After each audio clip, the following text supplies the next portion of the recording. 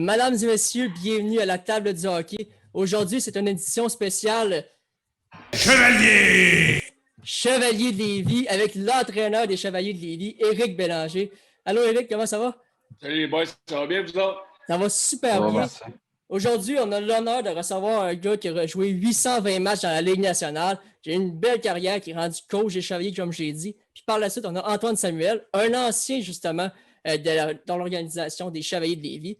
Donc, c'est vraiment un petit sentiment d'appartenance que j'ai créé cette saison. Comme vous le savez, nos auditeurs, j'ai l'honneur de créer les parties locales des Chevaliers. Donc, j'ai voulu mettre un peu à l'honneur les Chevaliers aujourd'hui. Éric, j'aimerais ça commencer avec une question sur ton parcours plus jeune. Oui. Si je ne me trompe pas, tu as fait le tournoi Pee-Wee de Québec. Est-ce qu'il y a quelque chose en particulier qui t'a marqué de ce tournoi-là? Oui, c'est sûr. Moi, il me semble que dans le temps, le tournoi Pee-Wee, on représentait les petits Canadiens. Moi, je viens de Sherbrooke. Et puis, je me rappelle que le Colisée était bondé. Je crois qu'on avait perdu 1-0 le match que j'avais joué. On avait joué contre une équipe des États-Unis. Je ne me rappelle pas laquelle. Mais ça avait été une expérience extraordinaire. Il y avait 12-13 000 personnes dans l'ancien Colisée. Et puis, c'est des souvenirs là, que tout le monde qui reparle de leurs souvenirs du tournoi Pee-Wee de Québec. Quand, le passage au hockey mineur, c'est certainement le tournoi le plus prestigieux au monde. Là. Donc, j'aurais aimé ça gagner plus de matchs parce qu'après ça, tu t'en vas jouer dans les petites arénas QQ. Là, mais au Colisée, ça a été des beaux souvenirs. Ça devait être spécial lorsqu'on est jeune de jouer contre des équipes de d'autres pays, j'imagine. Oui, ça c'est sûr. Écoute, j'ai eu la chance là, à Sherbrooke. Nous, on avait le tournoi Bantam. Le père d'un de mes amis, là, M. Fortier, qui s'en est occupé pendant plusieurs années. Puis je me rappellerai toujours Bantam 2, on l'avait gagné. On avait battu Beaubourg dans le temps où c'était la grosse équipe de Québec. Nous, il me semble qu'on était les Faucons. Je ne me rappelle pas le nom, là, mais on avait battu Philadelphie en finale. C'était une grosse équipe. Ça avait été, là, c'est probablement un de mes plus beaux souvenirs d'hockey mineur avec le tournoi Pee-Wee, d'avoir gagné le tournoi Bantam de Sherbrooke. Par la suite, on remonte un peu plus tôt dans le temps. Tu as été repêché 35e au total par les Enfants de Beauport. Qu'est-ce que tu retiens en particulier de ces 3 saisons-là? Écoute, moi, je retiens, en premier lieu, je retiens que j'avais été retranché à mon année Midget 3. J'avais commencé l'année avec l'équipe. J'avais joué le premier match de la saison. Je pense que l'entraîneur, on n'avait pas peut-être une bonne chimie ensemble. Moi, il faudrait lui demander, mais j'avais joué le premier match de l'année et puis je m'étais fait retrancher après avoir fait un but, une passe ou un but, deux passes dans une défaite de 7-4.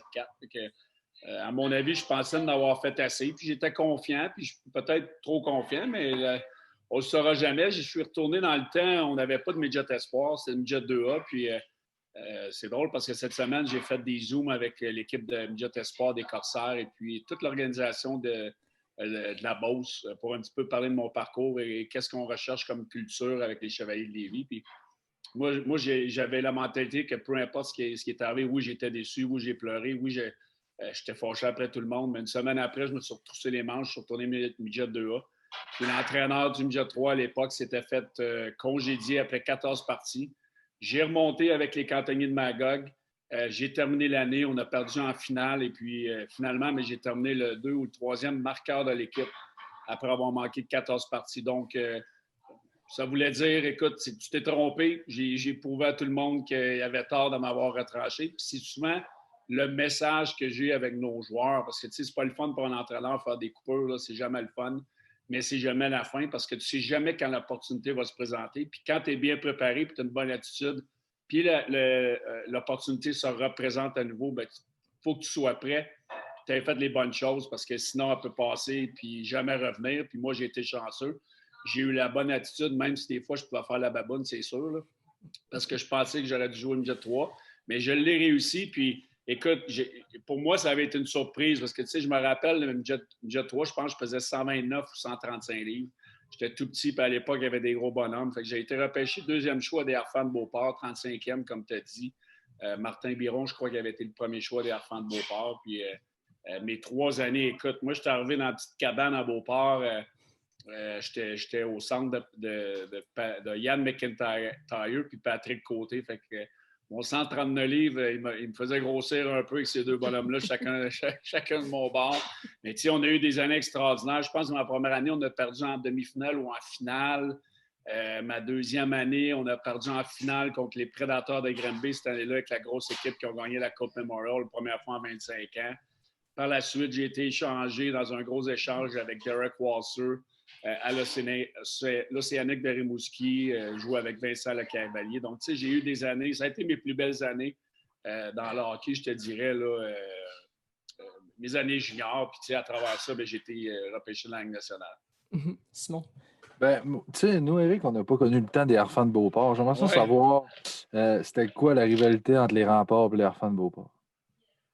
Ben, moi, j'ai joué pour les Harfans de Beauport. Puis quand que je suis parti jouer dans la ligne américaine, ben, les Harfans sont devenus les Remparts. Fait que, on n'a pas eu de rivalité, là, mais tu voulais sûrement dire la rivalité entre les Harfans et l'Océanique de Rimouski, j'imagine, parce que les Remparts... OK.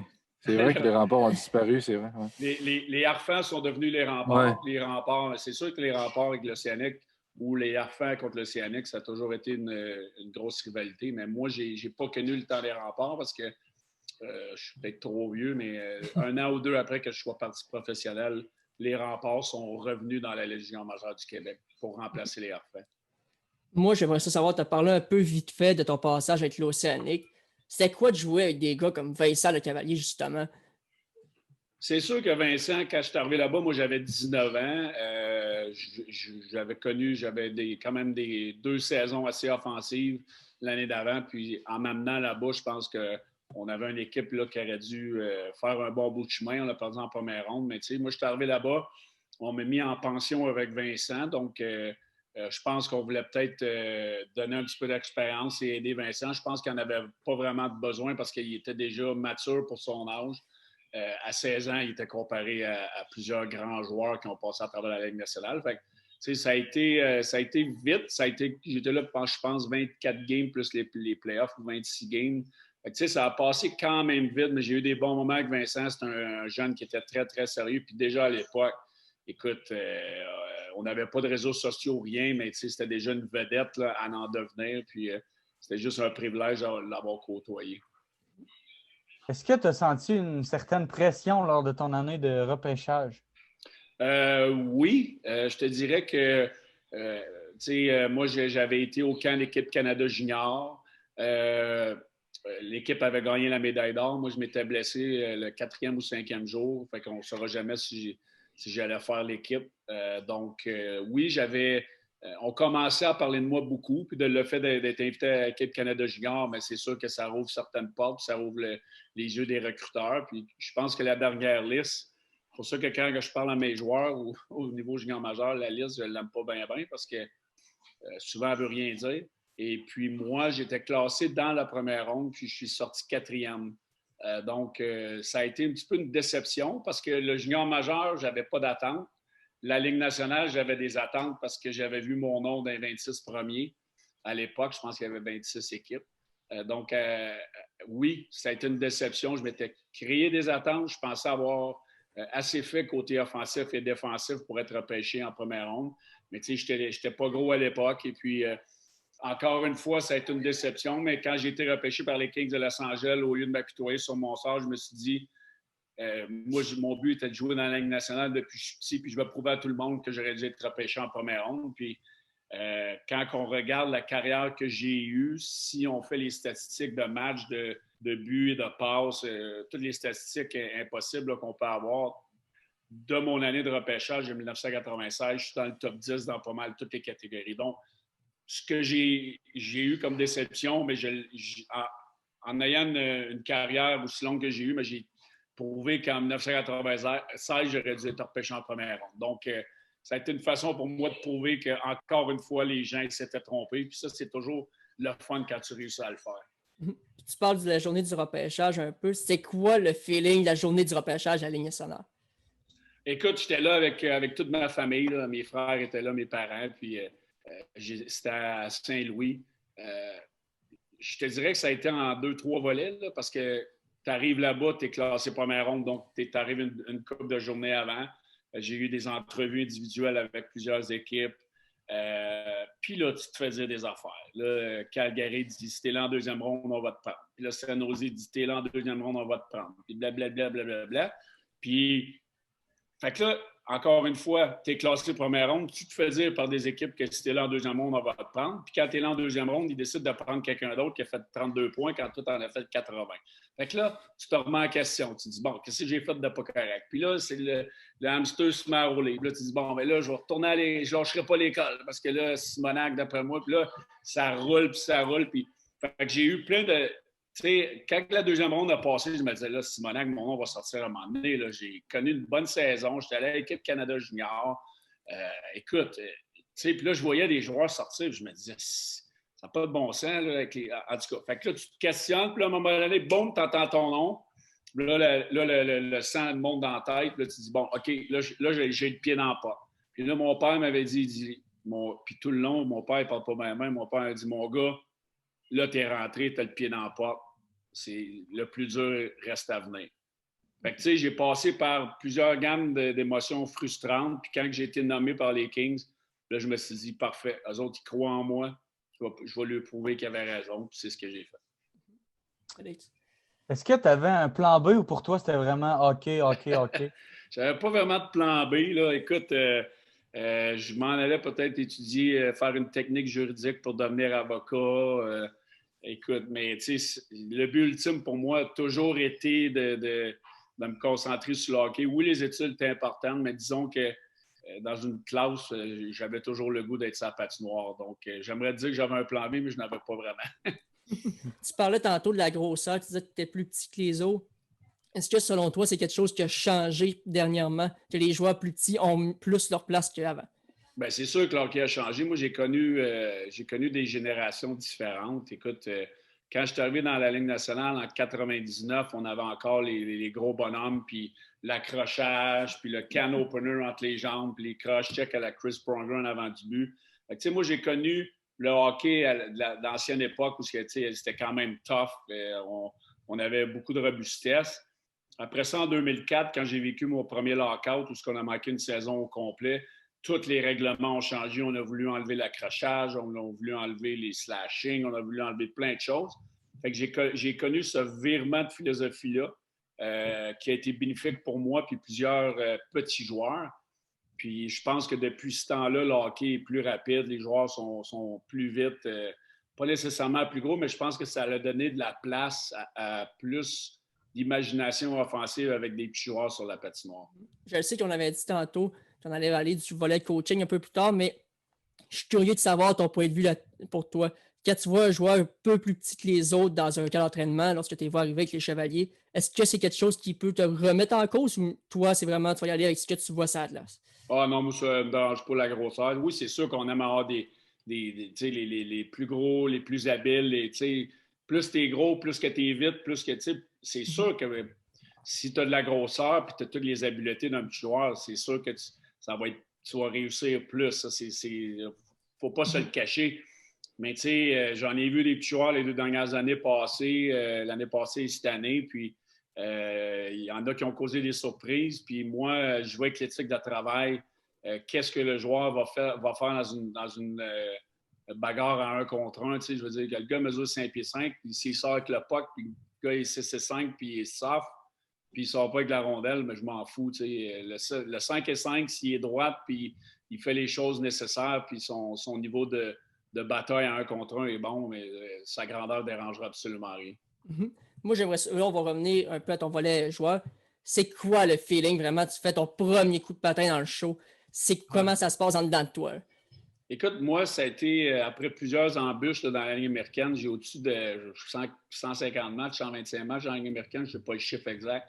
J'ai eu beaucoup de blessures, des moments où je me suis dit, bon, je vais jouer dans la Ligue nationale. Je suis locké, j'étais écœuré, j'avais mal au dos, j'ai eu des grosses blessures. Fait que, à un moment donné, tu te remets en doute. Puis, une année, ma première année dans la Ligue nationale, Joseph Stample a fait un lockout où il ne s'entendait pas côté contractuel. Puis, moi, je suis arrivé, Andy Murray était l'entraîneur, puis il m'a donné la chance de commencer l'année sur le premier trio des Kings avec Luc Robitaille et Zygmunt Palffy. Je vais m'en rappeler toute ma vie. Là, mon premier match dans la Ligue nationale était à Washington, et puis j'ai commencé sur cette ligne-là. J'ai fait un but, 2 passes à mon premier match dans la Ligue nationale. Fait que, tu sais, je peux te dire que ça va pas bien de carrière. Puis je pense qu'après 8-9 matchs, avant d'être retourné, parce que cette année-là, j'ai été retourné dans les mineurs à cause des situations contractuelles. Puis moi, je n'avais pas besoin de passer le balotage. Donc, quand Joseph Stample a signé, on m'a retourné dans les mineurs. Mais quand on m'a retourné dans les mineurs, je pense que j'étais dans les 10-12 premiers marqueurs de la Ligue nationale après 8 matchs. Donc, ça avait été un début assez le fun pour moi. Une déception, encore une fois, quand j'ai retourné à la Ligue américaine. Mais après une quinzaine de matchs, là, on m'avait rappelé, on m'avait fait de la place à Los Angeles. Puis j'ai passé 14 ans dans la Ligue nationale. Donc, ça a été des moments incroyables. Je veux dire, jouer sur une ligne avec Luc Robitaille à ton premier match, un Québécois, une idole d'enfance qui est au temple de la renommée. Zygmunt Paafi, vous êtes peut-être trop jeune pour vous en rappeler, là. Mais pour les gens qui l'ont déjà vu jouer, Zygmunt Paafi, c'est un Patrick Kane. Là. Il a des mains incroyables sur le power play. C'était un des meilleurs que j'ai vu dans ma carrière. Donc, je ne pouvais pas avoir de meilleur coéquipier pour commencer la Ligue nationale. Félix. Tu parles des embûches que tu as eues dans ta carrière, soit les coupures, les blessures. Est-ce que tu serais prêt à dire que la résilience est vraiment le mot qui a guidé ta carrière? Ah oui, ouais, tête de cochon, résilience. Je vais me rendre jusqu'à où je veux aller. Oui, là, c'est ce que j'essaie d'amener aussi dans la façon que j'entraîne les jeunes. Mais oui, écoute, puis j'en cache pas cette semaine, justement, quand je faisais mes entretiens avec les jeunes de la structure de Chaudière-Appalaches. Je leur ai dit, là, j'en ai eu des fois que j'aurais tout sacré ça là. Il y a une année, ma deuxième année dans la Ligue américaine, je pense que j'ai joué 32 matchs, 33 matchs parce que j'étais toujours blessé. J'ai eu une grosse opération. Je me suis fait enlever une côte parce que j'avais une thrombophlébite, un caillot de sang dans la veine qui mène au cœur. Même à ce moment-là où j'étais comme entre la vie et la mort, moi, je m'en foutais. Tout ce que je demandais au docteur, c'est quand je vais être capable de retourner jouer au hockey. C'était niaiseux un peu. J'étais jeune, j'avais 19 ans, là, mais c'est ça pareil. Puis c'était ça ma mentalité. Je voulais jouer au hockey et je voulais me rendre dans la Ligue nationale. C'est une bonne mentalité à avoir. Je pense que les jeunes qui nous écoutent, il faut avoir cette mentalité-là pour se rendre le plus loin possible. Là-dessus, moi, non, je vais terminer avec ça. Je vais prendre du millage là-dessus parce que moi, je trouve qu'aujourd'hui, les jeunes lancent la serviette trop rapidement. Okay. Puis, je trouve qu'on a trop de possibilités. Il y a trop de ligues à gauche et à droite. Quand ça ne veut pas la faire un autre, on veut se faire échanger. On n'est pas content de place, on veut se faire échanger. Je trouve qu'à cette heure, c'est un petit peu différent. On est un petit peu plus, je dis le mot soft de ce côté-là, mentalement, puis on n'est pas content, on va faire d'autres choses. Mais les plus belles années de hockey, c'est Midget 3 puis junior majeur. Puis si tu veux te rendre dans la Ligue nationale, puis que ça soit dans n'importe quoi dans la vie, ça ne sera pas facile. Là. Ça ne sera pas facile sur le marché du travail. Il n'y a rien de facile. Fait que des fois, je trouve que nos jeunes d'aujourd'hui lâchent trop facilement. C'est là-dessus, je te donne le point à 110%. Je n'ai vu plusieurs lâcher vite. J'aimerais ça revenir sur le lockout. Tu en as parlé un peu. Tu es allé jouer en Italie. C'est quoi le hockey là-bas? Il me semble que Italie et hockey, ça ne fit pas vraiment ensemble. Non, écoute, moi, ça faisait, je pense que ça faisait 2-3 ans que j'étais à la Ligue nationale à cette époque-là. Donc, quand j'ai décidé au mois de décembre de regarder avec mon agent qui était Patrickson à l'époque pour m'en aller en Europe, on s'entend que la Suisse n'avait pas beaucoup d'importés. Je pense que c'est 4 ou 5 importés que tu as le droit d'avoir là-bas. Donc, les meilleurs joueurs de la Ligue nationale se sont placés facilement dans les meilleures ligues. Fait que quand on était rendu à mon tour, puis un de mes bons amis à l'époque, qui est encore un de mes amis, Mathieu Dandonneau, et Stéphane Quintal avaient décidé d'aller jouer dans une des équipes en Italie. Ils m'ont dit, viens-t'en donc jouer. J'ai joué à 45 minutes de distance de eux. Fait que c'est un peu, on va aller jouer au hockey, mais on va aller se promener en Italie, puis voir la Norvège, puis voir les Alpes. Puis, écoute, ça a été une expérience culturelle incroyable. Puis, ma fille la plus vieille avait 1 an et demi à cette époque-là. On l'avait amenée là-bas. On avait vécu à l'hôtel tout le long. Le hockey, honnêtement, avait été quand même pas si pire. Ça avait été meilleur que ce que je pensais parce qu'on était 3 ou 4 importés par équipe. Moi, j'avais joué avec Peter Schaefer et un autre joueur des Blackhawks de Chicago, un Quint à la défense. Donc, il y avait des bons joueurs. Mais c'est tout l'aspect en dehors de la patinoire, là, les soigneurs, les trainers. Je prenais mes patins, j'allais faire aiguiser au magasin de sport tellement que notre trainer ne savait pas comment faire ça. Ça te donne une idée que c'était loin de la Ligue nationale. C'est les gars, ils conduisaient l'autobus pour aller aux games sur la route. La première fois que j'étais allé dans l'autobus, on m'a applaudi parce qu'aujourd'hui, on avait un autobus parce qu'on avait un joueur de la Ligue nationale, parce que normalement, c'est des U-Wall où on met les poches en arrière. Puis comme je te disais, c'est les gars qui conduisaient le U-Wall. C'était un autre monde, mais ça a été une expérience très enrichissante. Félix?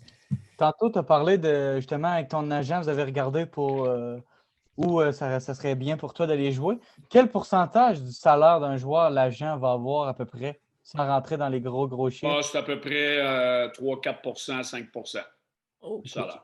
c'est intéressant à savoir. Après ça, moi, j'aimerais ça savoir les échanges. On a parlé un peu des géants majeurs tantôt. La saison 2006-2007, tu as été échangé à 3 reprises dans la même saison, dont 2 fois en 2 jours.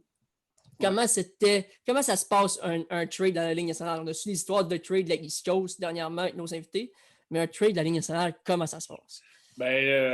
Moi, j'avais passé les 6 dernières années avant de me faire échanger à Los Angeles. Si tu prends mon année de repêchage avec mes années dans la ligne américaine, j'ai passé 10 ans là-bas. Fait qu'à un moment donné, tu deviens confortable. Tu penses que tu vas passer ta carrière là-bas, puis c'est drôle, parce que Los Angeles, le coût de la vie, c'est quand même assez cher. Les impôts sont assez hauts. Je pense que c'est 48 Donc, à mes 3-4 premières années dans la Ligue nationale, je gagnais bien ma vie, mais faire 350 000, 500 000, 600 000 à Los Angeles, c'est pas tant que ça. C'est drôle à dire, les boys, là, mais c'est pas tant que ça. Après que tu aies payé ton agent, ton appartement, ton auto, tes impôts, il en reste pas tant que ça. Fait que, tu sais, ça m'a pris 5 ans à me ramasser assez d'argent pour avoir la possibilité de m'acheter une maison. Puis quand je me suis acheté une maison, mais j'ai passé 1 an et demi dans la maison. Puis la première fois que je me suis fait échanger, on était en train de faire des rénovations dans la maison. Puis j'étais sur la route, je pense que j'étais à San Jose. Puis il y avait eu un changement de directeur général et d'entraîneur. C'était rendu Mark Crawford qui était l'entraîneur. Et puis c'était Ron Extall qui était l'assistant directeur général avec Dean Lombardi. Moi, j'avais fait partie de l'échange avec Jack Johnson, qui était le 3e choix overall des Hurricanes de la Caroline. Il n'avait pas voulu aller jouer là-bas.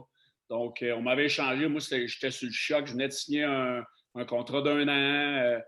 Je pensais m'avoir établi là-bas. Puis, boum, du jour au lendemain, là, c'est terminé. J'ai appelé à la maison. J'ai dit, arrête de dire aux travailleurs qu'ils arrêtent de poser le plancher. On vend la maison, puis on s'en va en Caroline. Fait que là, j'avais 2 jeunes enfants. J'ai pris ma poche. Je suis jamais retourné dans ma maison. OK, puis moi, j'aimerais savoir comment ça se passe en Caroline, parce que, tu sais, souvent, on voit les histoires en Caroline. Tu sais, là, présentement, c'est les grosses célébrations après chaque match. Toi, quand tu as joué là-bas, c'était comment jouer en Caroline? Écoute, moi, quand je suis arrivé en Caroline, il avait gagné la Coupe Stanley l'année d'avant contre les Oilers d'Edmonton. Fait que je te dirais que ça a été une année de merde. De A à Z en Caroline, c'est pas compliqué. J'ai pas aimé ça pantoute. J'ai pas aimé Peter Laviolette. L'équipe venait de gagner la Coupe. Fait que, tu sais, là, quand ils disent la Cup hangover, là, où ce que les gars, le lendemain de brosse, là, le lendemain de brosse, il a duré toute l'année jusqu'à temps que je me fasse échanger à Atlanta. Écoute, ça n'a juste pas fonctionné pour une raison X, Y, Z. Là. Peter Laviolette voulait jouer avec ses joueurs qui l'avaient fait gagner. Je n'ai pas vraiment trouvé ma place là-bas. L'équipe allait nulle part. Ils n'ont pas fait les séries cette année-là. Moi, je pense que j'ai joué 53 matchs ou 54 matchs là-bas avant de me faire échanger à Atlanta. Puis je peux dire que j'étais très content de m'en aller de là. Puis tu parles d'Atlanta, justement, c'était comment là-bas? Parce que là, tu avais des gros noms, tu avais des Ilya Kovalchuk qui était là quand même. C'était comment Atlanta? Parce que la franchise n'existe plus présentement. Ça, j'allais demander. Oui, j'ai adoré Atlanta, honnêtement. Premièrement, la ville, j'ai adoré la ville. C'est superbe. L'équipe, on avait une super bonne équipe. On a terminé premier dans la division à l'époque. C'était la première fois de l'histoire que l'équipe allait faire les séries. Bob Hartley, qui était l'entraîneur là-bas, où j'ai eu une super connexion. Puis encore aujourd'hui, on se parle régulièrement. Bob m'a mis dans une situation que j'avais peut-être jamais eue dans ma carrière, à part mes 10 premiers matchs de la Ligue nationale avec les Kings, un rôle offensif, sur une ligne avec Marian Ossa puis Kozlov. Je pense que j'ai eu dans mes meilleures statistiques offensives, là, 16 points en 24 matchs, une affaire comme 9 ou 10 buts. Je jouais à toutes les sauces. Des fois, je jouais trop. Là. Puis, j'ai adoré ça parce que Bob me donnait ma chance, il me faisait confiance. Malheureusement, on a perdu en 4 en première ronde contre les Rangers de New York. Mais on avait Kovalchuk, on avait Ossa, on avait Scott Mellanby, on avait Kozlov, Kovalchuk. Je veux dire, Keith Tkachuk, Pascal Dupuis. On avait une équipe de vétérans. Ça a été pas assez long à mon goût parce que l'année d'après, l'équipe était chambranlante. On n'avait pas réussi à... J'ai pas réussi à signer un contrat à long terme. Puis c'est là que je me suis ramassé pour 3 ans avec le Wild du Minnesota. Justement, en parlant du Wild du Minnesota, c'était quoi? Comment ça se passait là-bas? Je sais que Brad Burns, à la poche bleue, t'a raconté des anecdotes avec lui. Là, les serpents perdus dans la maison de Brad Burns. C'est-tu des anecdotes vraiment qui ressortent de ce passage-là avec le Wild? Ben, le Minnesota, quand je suis arrivé là-bas, j'avais un contrat de 3 ans. Donc, encore une fois, mes enfants commençaient l'école. J'ai voulu m'installer. Je me suis acheté une maison. Puis je me suis créé des liens dans mon quartier. Puis encore aujourd'hui, je parle à un de mes voisins qui restait à l'autre bord de la rue de moi. Ses enfants ont le même âge que les miens. Là, nos enfants conduisent le char. C'est comme « holy shit ». Fait que... On est rendu à une autre époque, mais tu sais, Brent Burns, c'était, comme j'ai dit souvent à la poche bleue, tu sais, Brent Burns, le méchant spécial, là, les serpents partout, on allait nourrir les serpents, il y avait des rats morts ou des lapins morts, puis on le donnait ça aux serpents. Regarde, puis je le sais que présentement, à Saint-Nosé, il y a un zoo, il y a des zèbres chez eux, c'est vraiment un spécimen, là, Brent Burns. Lui, il aimait ça, jouer à la lutte.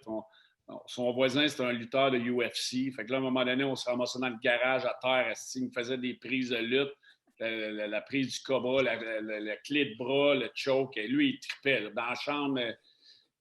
Puis j'ai côtoyé Jacques Lemaire pendant 2 ans.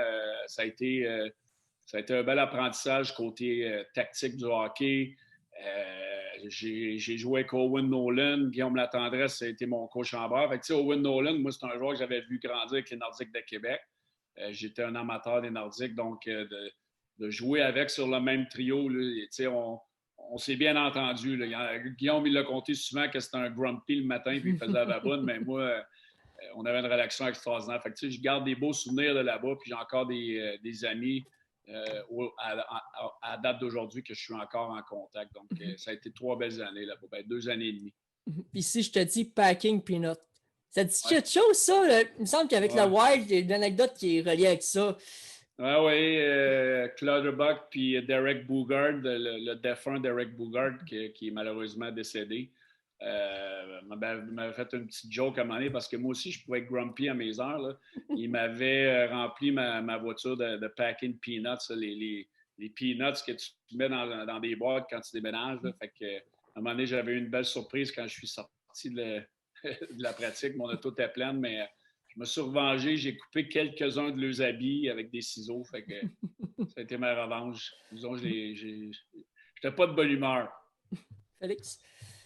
Tu as parlé tantôt de ton admiration pour les Nordiques. Est-ce que c'est un rêve pour toi de jouer avec les Nordiques ou même avec le Canadien parce que les Nordiques en 95 ont disparu? Ben, tu sais, quand je grandissais, moi, c'est sûr que j'aurais aimé ça jouer pour les Nordiques. J'en ai parlé souvent. Là, mon père m'avait amené à un moment donné à un match quand j'étais tout petit, un mardi soir où je ne me rappelle pas la date, là, mais c'est gravé dans ma mémoire. On est parti de Sherbrooke un soir de semaine, puis mon père dit « Viens-t'en, ça va voir les Penguins de Pittsburgh ». C'était Mario Lemieux dans son prime à l'époque, puis il avait marqué un fameux but avec 3 gars sur le dos avec une main. En tout cas, tout le monde a déjà vu ce but-là un jour si vous êtes des gros amateurs de hockey. Fait que, pour moi, je me voyais là. Je voulais jouer pour les Nordiques. Le Canadien aussi. Plus tard dans ma carrière, peut-être. Mais oui, j'aurais aimé pour jouer une de ces 2 équipes-là, c'est certain.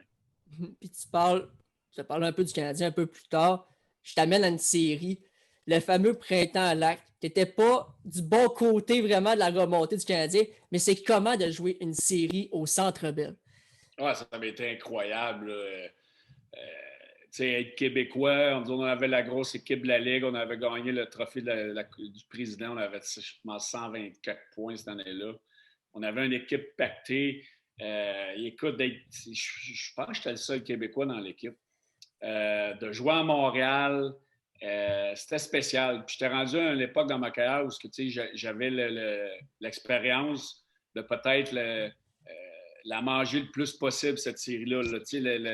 La mettre dans ma tête le plus longtemps possible. Puis malheureusement, après 3-1, honnêtement, je ne pensais jamais qu'on allait perdre cette série-là avec l'équipe qu'on avait. On n'a jamais été capable de mettre le clou dans le cercueil. Notre avantage numérique a été pas très, très bon. On n'a pas réussi à marquer les gros buts à Lac, qui a été épouvantable. On n'était pas capable de le marquer. On jouait pas mal, là, mais Ovechkin, les Salmon, les Backstrom, les Green à l'époque, on n'a pas été capable de trouver la solution à Lac. Puis ils sont revenus dans la série. Puis le mérite leur revient. Ils ont été meilleurs que nous autres pour les matchs après. Puis on n'a jamais eu de réponse à ça. Là. Mais on avait l'équipe pour gagner la Coupe Stanley. Puis je savais que j'avais peut-être perdu ma meilleure chance à la carrière. Après ça, tu es allé en Arizona, où tu as connu une excellente saison offensive, 40 points. Comment c'était ton passage là-bas? Parce que, offensivement, tu as vraiment pris un galon vraiment extraordinaire là-dessus. Ben, j'en parle souvent dans mes entrevues avec Dave Tippett. Dave Tippett était l'assistant entraîneur des Kings les 5 des 6 années que j'étais là. J'avais une bonne relation avec. Puis quand j'ai signé là-bas, ça a été une des raisons pourquoi j'étais allé en Arizona.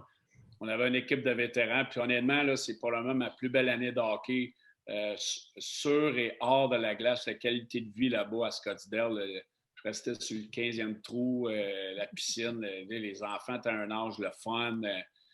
J'arrivais à l'aréna, je savais que j'allais avoir un gros rôle, power play, des avantages numériques. Quand tu joues avec Shane Doan puis Whitney, pour une majorité de partie de l'année, ça va aider dans tes statistiques. Et puis, j'ai eu une très, très belle année côté individuel puis de groupe, des amis que j'ai encore aujourd'hui. Une passion, les chevaux, ma plus jeune allait à l'écurie dans les journées de congé. Honnêtement, ça a été extraordinaire de jouer là-bas, même si c'est pas une ville de hockey. Des fois, c'était difficile le mardi soir de jouer contre les Prédateurs de Nashville. Il n'y avait pas grande ambiance dans l'aréna, mais les séries éliminatoires, ça a été quelque chose. On a perdu contre Détroit en 4 encore, mais il y avait une frénésie dans la ville, comme il y avait une frénésie à Atlanta, la seule année que l'organisation a fait des séries. On sentait le buzz à Atlanta. La même chose est arrivée dans les séries à Phoenix, mais on a perdu en 4. J'aurais aimé ça rester là-bas à long terme, mais malheureusement, ça n'a pas fonctionné comme ça. Puis après ça, ça a été 2 années désastreuses à Edmonton. Oui, parlons-en d'Edmonton. Parce que qu'est-ce qui a fait de ce passage-là si mémorable, mais du mauvais sens, vraiment? Ben, encore une fois, j'en parle souvent comme quoi, quand je suis arrivé à Edmonton, j'arrivais de ma meilleure année en carrière. Fait que, moi, j'étais encore là dans ma tête. J'étais encore un bon joueur, puis j'étais encore capable de produire offensivement. Puis, quand tu arrives au 1er juillet, souvent, tu as des décisions qu'il faut que tu prennes rapidement. Puis, je vais m'en rappeler, j'étais ici au Lac-Beauport, puis le téléphone sonnait, puis là, tu as Saint-Louis, puis là, tu as Saint-Nosé, puis là, à un moment donné, là, Edmonton arrive, là, tu as Chicago. Moi, je voulais aller à Chicago. Puis Marc Bergevin était l'assistant directeur général à Chicago. Et là, Edmonton sont arrivés, ils m'ont donné 2 ans, ils ont rajouté une 3e année. Chicago était à 2 ans, mais avec moins d'argent. Moi, j'ai dit à Chicago, je vais prendre le montant d'argent, c'est moins d'argent, mais rajoutez-moi la 3e année. Puis je m'en vais chez là en 2 minutes. Puis finalement, quand tu es rendu à un stade dans ta carrière, j'étais à 34 ans, tu y vas pour la sécurité, puis Dieu sait que j'étais tellement en Simonac de déménager. J'étais allé pour l'option de 3 ans parce que je voulais la sécurité pour ma famille. Puis honnêtement, je regardais le roster des Oilers Edmonton, puis je me disais, je vais fitter là-bas parce qu'il y a des bons vétérans, puis il y a des bons jeunes. Puis ces bons jeunes-là, ils ont besoin d'encadrement. Puis Eberle était là, puis Nugent Hopkins arrivait, Yakupov venait de jouer 1 an, tu avais Taylor Hall. Écoute, on avait Jeff Petrie, on avait Schultz à la défense, on avait Ryan Smith, Orkoff, Emsky. On n'avait pas une mauvaise équipe, mais la culture là-bas était tellement épouvantable où c'était les anciens des Oilers qui géraient la patente. Les jeunes avaient toute la place. Puis il y a une ligne qui est assez fine entre les jeunes, ils faisaient ce qu'ils voulaient. Là, dans le fond, tu avais des bonnes performances ou des mauvaises, ils jouaient autant. Les vétérans, on n'était pas un groupe de joueurs heureux en tant que vétérans. Puis on a vu ce que ça fait, puis on voit ce que ça fait encore. C'est une équipe qui est pas capable de sortir du somme mouvant pour les raisons qu'on voit. C'est la culture, puis c'est Dave Tippett qui est rendu entraîneur là. Puis je trouve ça plate pour lui parce que quand il regarde son banc, là, il voit 3 joueurs à l'avant. Draisaitl, McDavid, puis Nugent Hopkins. Puis après ça, il m'a dit en affaire, là, Boba, il doit se gratter la tête le soir quand il arrive à la maison. Puis à la défense, mais c'est encore pire. Puis dans le net, c'est encore pire. Fait que, posez-vous pas la question pourquoi les Oilers sont sur le tapis roulant à courir à l'envers. Puis avant que Ben se pose la question, nous on fait un pool de prédiction un peu à chaque match. J'aimerais savoir à ce soir, c'est Edmonton ou Montréal qui gagne, selon Montréal. Toi. Montréal. Parfait. On va voir qui va avoir la bonne La seule chance que ça soit Edmonton, c'est, on l'a vu, ils ont 1 victoire, 2 défaites depuis le début de l'année. Puis la victoire qu'ils ont eue, McDavid, Draisaitl ont 4 points, puis les 2 autres, ils ont 0 points. 70% des buts marqués, c'est par ces 3 gars-là. Nugent Hopkins, Draisaitl, McDavid. Ne cherchez pas ailleurs. Si on est capable de contrer ces 3 gars-là, on a une méchante bonne chance de gagner. J'ai hâte d'avoir Jack Allen ce soir. Je pense que les gars vont vouloir bien performer devant lui. J'aime la profondeur du Canadien. Depuis le début de la saison, j'aime ce que je vois. Fait que j'aime pas la profondeur des Oilers, ça c'est sûr. Mais tu sais, McDavid, Draisaitl, ils peuvent te faire mal sur l'attaque à 5. Donc, le Canadien reste discipliné. Félix. Tantôt, tu as parlé un petit peu de stabilité familiale. Est-ce que tu trouvais ça dur, justement, quand tu étais échangé, de devoir déménager ta famille, changer tes enfants d'école, etc.? Ah, c'est sûr, à un moment donné, là, ça vient tough côté familial. Puis, tu sais, mes enfants, là, quand tu parles de résilience, je pense que ma plus vieille a fait 6 ou 7 écoles primaires à son primaire. Écoute, puis à un moment donné, tu deviens... c'est difficile, tu sais... je vais m'en rappeler toute ma vie. Là. Je pense que c'est quand je suis arrivé à Edmonton, je suis arrivé à la 6e année, me semble, au Minnesota. Tu sais, tu laisses ton enfant à l'école, ils ne connaissent pas le nouveau milieu. C'est comme si c'est un petit peu de ta faute parce que c'est à cause de toi qu'il faut que tu déménages, mais ils s'adaptaient toujours bien. Mais il y a des périodes d'adaptation que je trouvais difficiles. Plus que je vieillissais, plus que mes enfants vieillissaient, plus que ça devenait difficile. Fait que quand j'ai pris ma retraite en 2013, on avait déménagé en Floride, puis ma plus vieille était en secondaire 2 ou 3 à l'époque.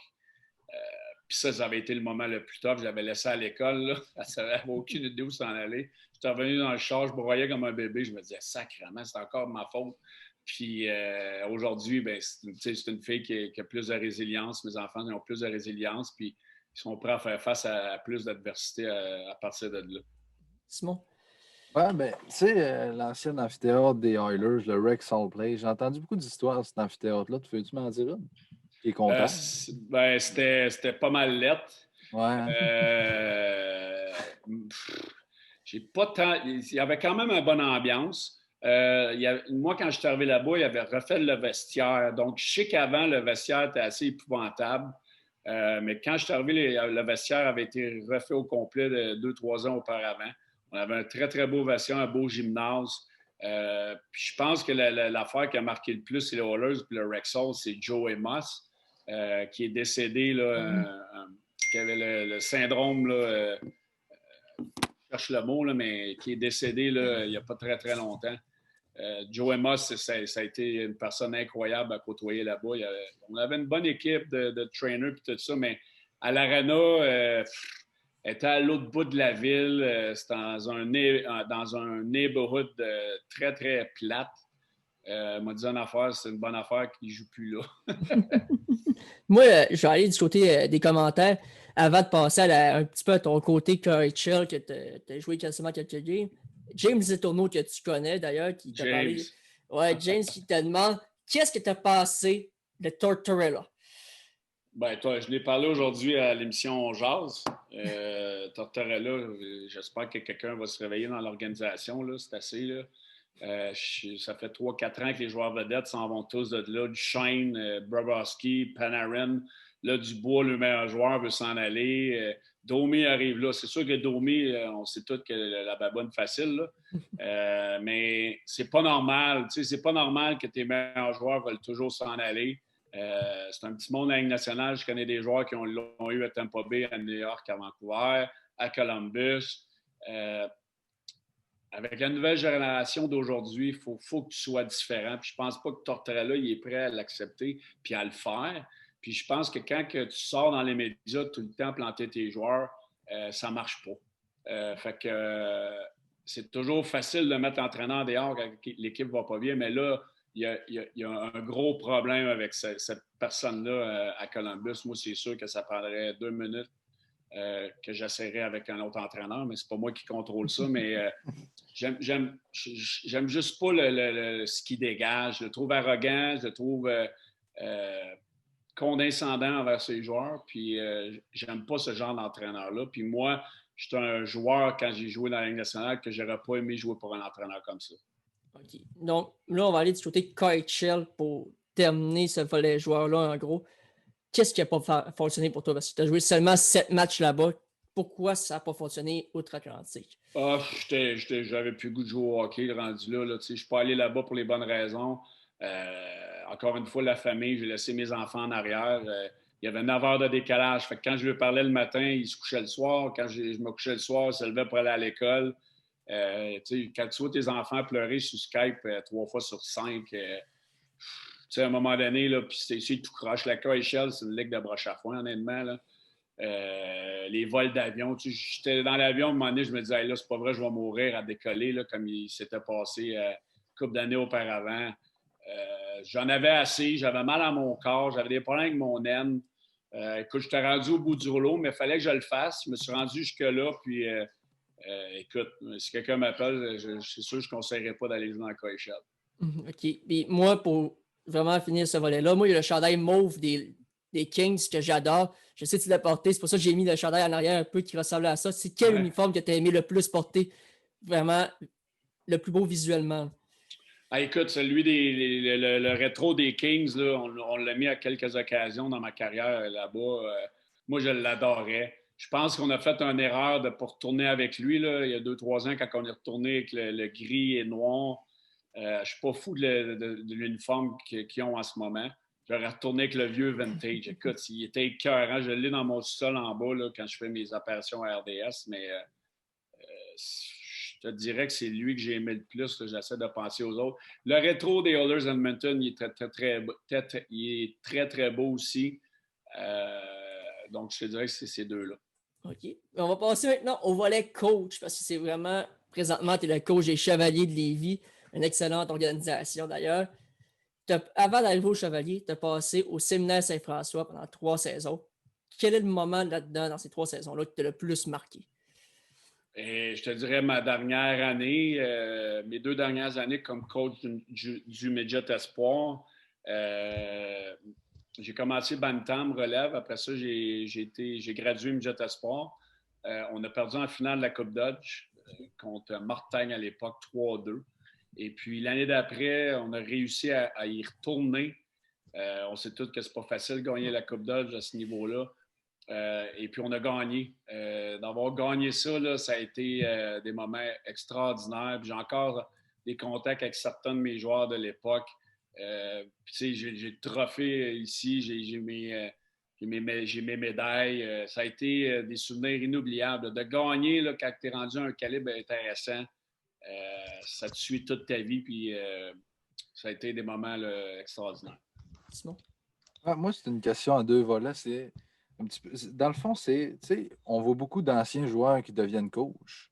Comment ces anciens joueurs-là peuvent. Dans le fond, ce que je veux savoir, c'est si tu penses qu'un ancien joueur est meilleur qu'un gars qui n'a jamais joué la game. Écoute, ça, c'est une question qui m'est posée souvent.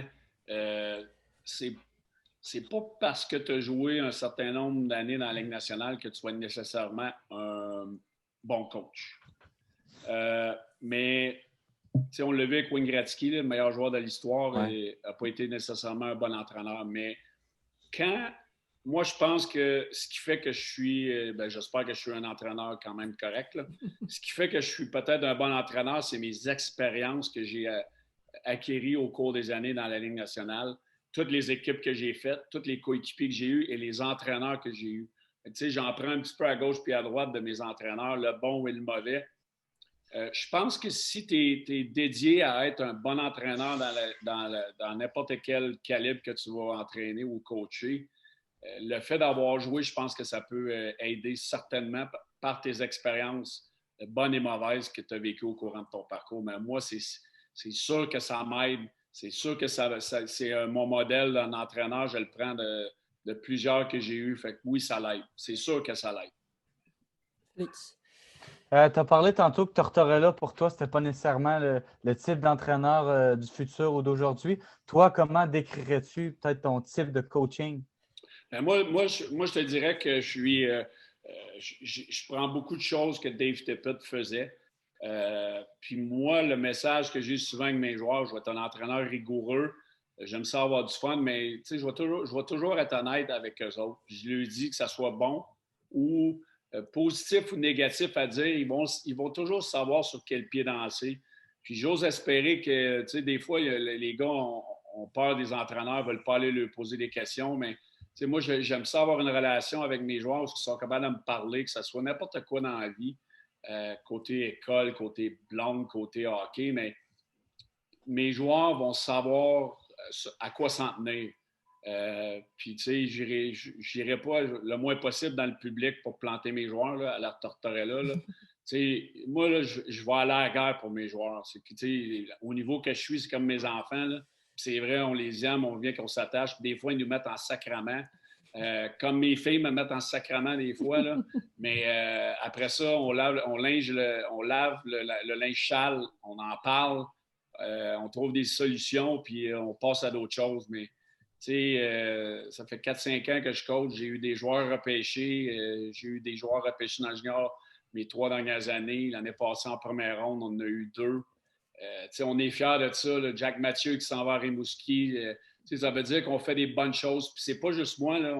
Je suis très, très bien entouré de mon coaching staff. L'organisation des Chevaliers me donne tous les outils pour réussir. Je ne suis pas un one-man show. Là. On a un staff qui est très, très compétent pour le Midget 3, puis le crédit leur vient autant qu'à moi. Là.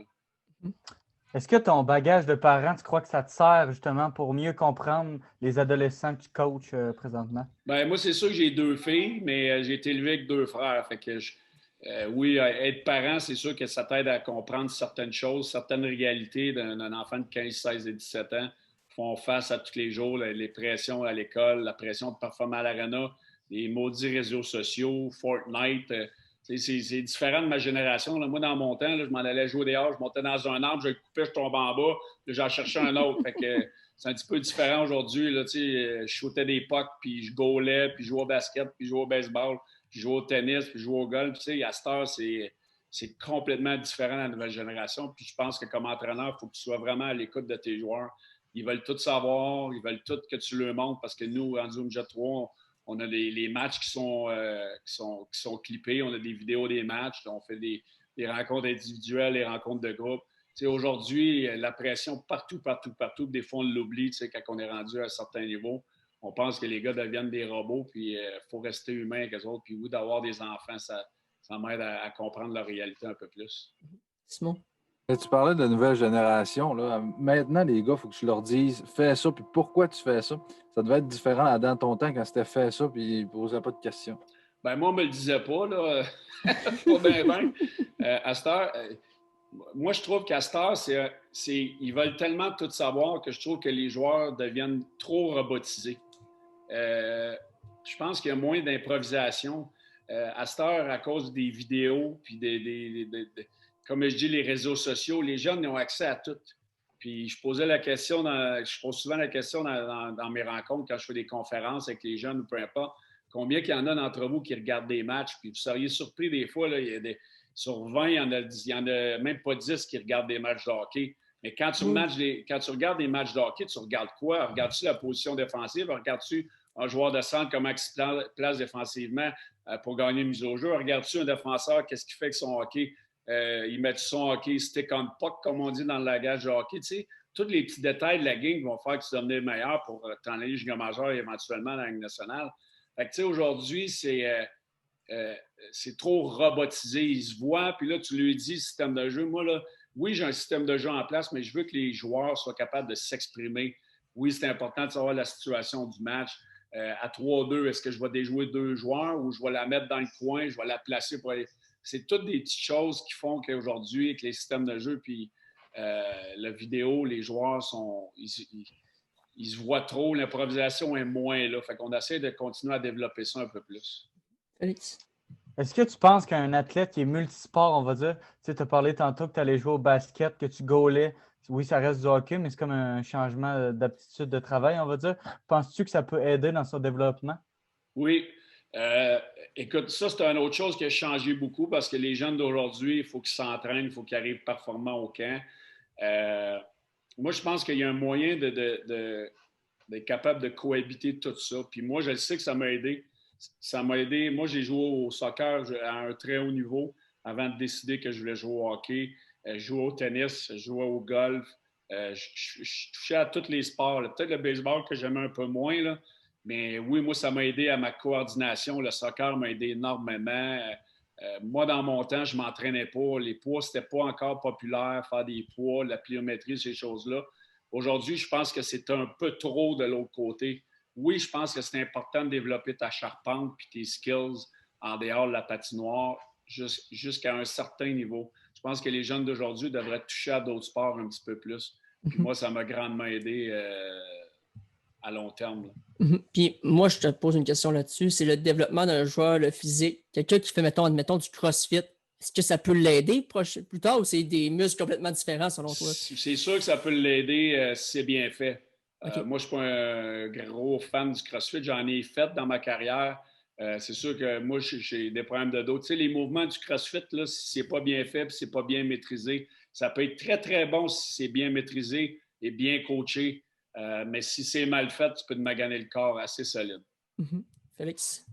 Tu sais, on peut dire que tu es un produit du Blizzard, autrement dit, plus au niveau coaching. Est-ce qu'il y a comme un petit sentiment de revenir à la maison quand tu joues avec eux en tant que chevalier? Ben, écoute, les chevaliers m'ont donné la chance de coacher Midget 3. Après mes 3 années, là, Bantam, mes 2 années Midget Espoir, j'étais prêt à faire le saut. Je n'ai pas eu la chance de l'avoir là-bas. Puis les chevaliers m'ont donné la chance de le faire. Je sais que j'étais prêt. Puis c'est sûr que moi, c'est un petit peu un sentiment. Je retourne vous montrer que vous vous êtes peut-être trompé de ne pas m'engager Midget 3. C'est sûr que quand j'ai du succès contre eux autres, c'est juste de bonne guerre. Là. Mais c'est sûr que j'aurais aimé ça. Après 3 ans, tu penses que tu es rendu à un certain niveau dans ta carrière. Eux, ils ont pris d'autres décisions. Il faut que tu les respectes. Mais c'est de bonne guerre. Quand je joue que le SSF, c'est sûr que je veux les battre. C'est un adversaire. Puis surtout l'année passée, puis cette année avec Nathan Morin, qui est un produit de là. Puis il y en a qui n'aiment pas ça, mais ça fait partie de la game. Puis Nathan Morin, ben, c'est l'exemple que j'ai donné là, au courant de l'entrevue. Lui aussi a été retranché. Il a vécu il a été déçu de ne pas être resté l'année passée. Moi, j'avais vu de quoi en lui, puis je pense qu'on ne s'est pas trompé en allant le chercher. Simon? Là, Eric, on sait que depuis un petit bout de temps, la Ligue Jet 3 est sur pause. J'aimerais ça savoir comment tes joueurs ils font pour rester motivés. Puis le coach aussi, comment tu fais? Le coach était écœurant, Simon. Ouais. Le descripteur aussi a hâte de recommencer. Écoute, aujourd'hui, on est retourné pour la première fois depuis le 16 décembre. Honnêtement, on a fait des tests physiques, les secondaires 4, parce qu'ils sont en alternance, secondaire 4, secondaire 5 une autre journée. Fait que demain, ça va être nos secondaires 5. Fait qu'on a fait quelques tests hors glace à l'école, le test du beep beep, le lancer, les push-ups, quelques affaires. Parce qu'avant de partir à Noël, j'ai dit aux gars, tu sais, c'est correct de lâcher prise, mais il faut qu'on reste en forme parce que nous, notre but comme entraîneur, comme organisation, c'est de développer des jeunes pour le prochain niveau. Oui, là, il n'y a pas eu de match, mais aujourd'hui, quand j'ai fait mon meeting avec l'équipe, j'ai comme mis les scénarios en place. Si on recommence au mois de février, que je ne pense pas qu'il va arriver. Si on recommence début mars, on a un scénario de 32 matchs. Si on recommence début avril, on a un scénario de 28 matchs. En restant positif, puis là, il faut donner des bonbons aux jeunes parce que j'ai trouvé vraiment, on parlait de résilience, j'ai trouvé résilient, mais là, à un moment donné, là, faut le donner de quoi. Il faut qu'ils voient la lumière au bout du tunnel. Puis moi, j'ai essayé de leur donner un plan, de leur dire, OK, les boys, on embarque. Là. C'est comme si on avait un gros camp d'entraînement de 8 semaines pour se rendre au début mars. Fait que, tu sais, là, on a des aptitudes individuelles qu'il faut continuer à travailler. Il y a plein de choses qu'il faut continuer à travailler, notre conditionnement physique, que ce soit dans le gym, que ce soit sur la glace, pour que si on arrive au début mars, que les gars soient prêts. Puis quand je parle d'opportunité, je reviens à l'exemple de Jack Mathieu. Si Jack Mathieu, dans le temps des fêtes, s'était pogné le bain, puis il avait bu de la bière, puis il avait mangé du McDo tout le temps des fêtes, je ne suis pas sûr qu'il serait arrivé à Rimouski en forme, puis qu'il aurait laissé une bonne impression, puis qu'il aurait décidé de le garder. Jack a fait ce qu'il avait à faire, puis quand je parle d'opportunité, il a eu l'opportunité. C'est la même chose pour un joueur, parce que là, nous, on perd Jack, fait qu'il faut le remplacer.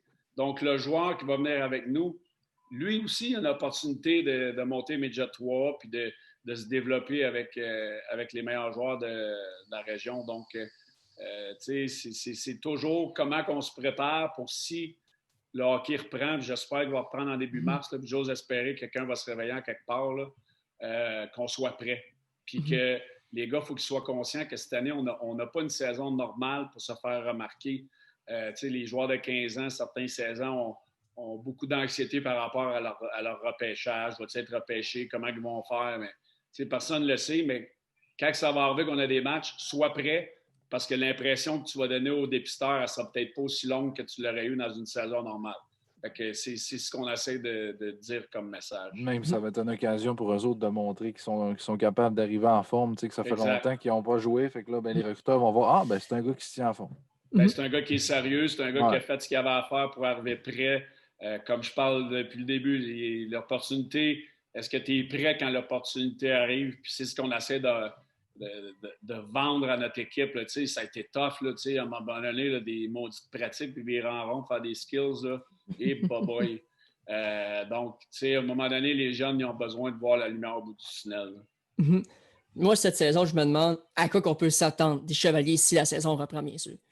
Bien, ça va être une équipe travaillante, ça va être une équipe beaucoup de profondeur. L'année passée, j'aurais vraiment, je pense qu'on avait une équipe qui aurait pu gagner puis se rendre à la Coupe TELUS, honnêtement. Là, la façon qu'on joue en fin d'année, tout le monde est en santé. Même avec la perte de Julien Hébert l'année passée, qui était un de nos meilleurs joueurs de l'équipe, sinon les meilleurs joueurs de la Ligue, Gennado est monté. On parle d'opportunité, Gennado est monté, il a bien fait. Il y a d'autres gars, les Jack Mathieu, les Fauchon, les Nathan Morin, notre capitaine de l'île de Champagne, c'est tous des joueurs, Elliott Lavoie, c'est tous des joueurs qui ont saisi l'occasion puis qui ont pris des grosses minutes puis qui ont fait que l'équipe a eu du succès. Mais cette année, je vois beaucoup de similitudes à l'année passée. On a des bons gardiens, une bonne brigade défensive, puis beaucoup de profondeur à l'avant avec beaucoup de skills individuels. J'ai hâte de voir comment on va être capable de mettre ça tout ensemble dans des matchs où est-ce que ça va frapper, parce que ça fait un méchant bout qu'on n'a pas frappé dans un match 5 contre 5. Mais que nous autres, on vise toujours le sommet. Puis ça ne changera pas cette année. Je pense qu'on a une équipe pour gagner. Puis avant d'aller de te montrer la petite surprise qu'on t'a préparée, c'est quoi ton but ultime pour ta carrière d'entraîneur? Bien là, honnêtement, je suis bien où ce que je suis. Avec les Chevaliers, encore une fois, je suis très bien entouré. Une organisation qui me fait confiance. Puis je touche un peu à tout, mais je le dis souvent dans mes entrevues, je me sens un peu comme quand j'étais joueur. Je voulais me rendre dans la Ligue nationale comme joueur, je voulais être repêché. Je me sens un petit peu de la même façon où je veux gravir les échelons puis retourner dans la Ligue nationale comme entraîneur. Puis espérer gagner une Coupe Stanley comme coach, parce que je n'ai jamais réussi à l'avoir comme joueur. Mais oui, le but ultime, c'est de retourner comme entraîneur dans la Ligue nationale. OK. Ben, avant de te montrer la surprise, je voulais te remercier énormément de ta venue au podcast. C'est super apprécié. Ça fait plaisir. Puis, l'autre monde de la surprise, j'aimerais ça que tu nous fasses une petite réaction à la fin, savoir qu'est-ce que tu as pensé de ce qu'on t'a préparé. On écoute tout de suite ce qu'on t'a préparé. Bonjour tout le monde, c'est Rick Serra de Chevalier de Lévis. Je vais prendre quelques petites secondes pour vous parler de notre entraîneur-chef Éric Bélanger, de ses qualités et de ses forces.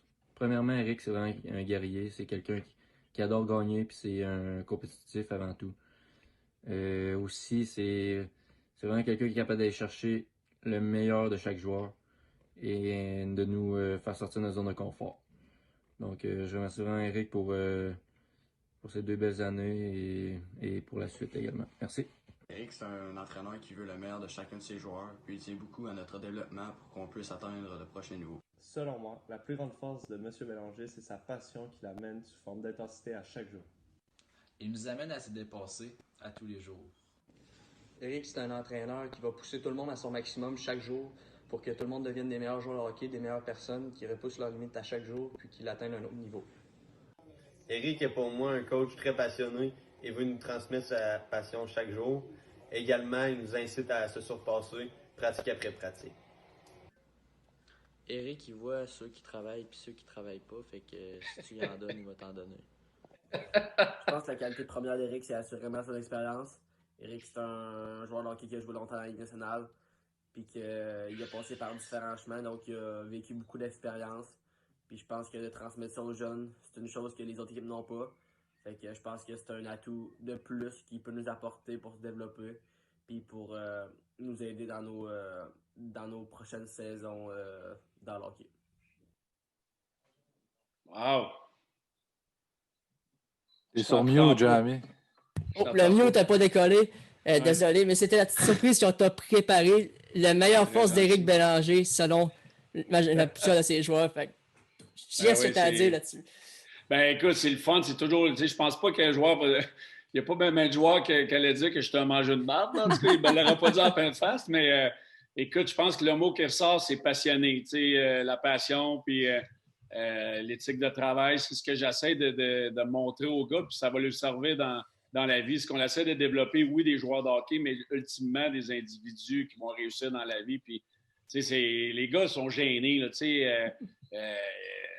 sais, des fois, ils ont peur, comme je l'ai dit, ils ont peur de nous parler, ils sont gênés, mais d'avoir fait ça, ça prend du courage. Là. Les gars, c'est pas des naturels à la télé, puis c'est dur de leur sortir les verres du nez souvent, là, mais d'entendre les gars parler de ça, puis le mot commun que la passion, tu sais, je suis un gars passionné, puis je veux que les gars réussissent. Je veux une belle culture d'équipe, puis je pense que ça résume bien ce que les gars pensent, puis c'est le fun. C'est le fun d'avoir ça, c'est touchant, puis en tout cas, en espérant avoir une saison pour justement que les gars soient capables de passer à la prochaine étape. Ben, on espère avoir une saison. J'espère te revoir à l'Arena cette saison. Sur ça, je te souhaite la meilleure chance cette saison avec ton équipe, puis merci encore une fois de nous avoir rejoints aujourd'hui. Merci beaucoup, les boys. Merci. Plaisir.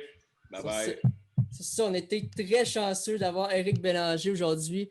Là, on a un autre ancien... T'as peu, Félix. On met dessus le fameux chevalier pour passer la prochaine entrevue. Il faut mettre le fameux chevalier. Ce ne sera pas bien long, il faut que je retrouve là, le petit audio là, pour ça au montage, on va l'avoir déjà entendu. Mais aujourd'hui, on écoute l'entrevue avec Antoine Samuel, l'ancien des Chevaliers! L'ancien des Chevaliers qui va être là avec nous autres. On revient dans quelques instants après l'entrevue avec Antoine Samuel. À tout de suite. Bienvenue tout le monde à la table du hockey. Aujourd'hui, on a un autre invité, un autre Antoine. Antoine Samuel cette fois-ci. Salut Antoine, comment ça va? Ça va bien toi? Ça va super bien, merci. On va te parler un peu de ta carrière, puis moi j'aimerais ça commencer par savoir c'est quoi le moment qui l'a le plus marqué. Ça peut être dans le hockey mineur comme récemment.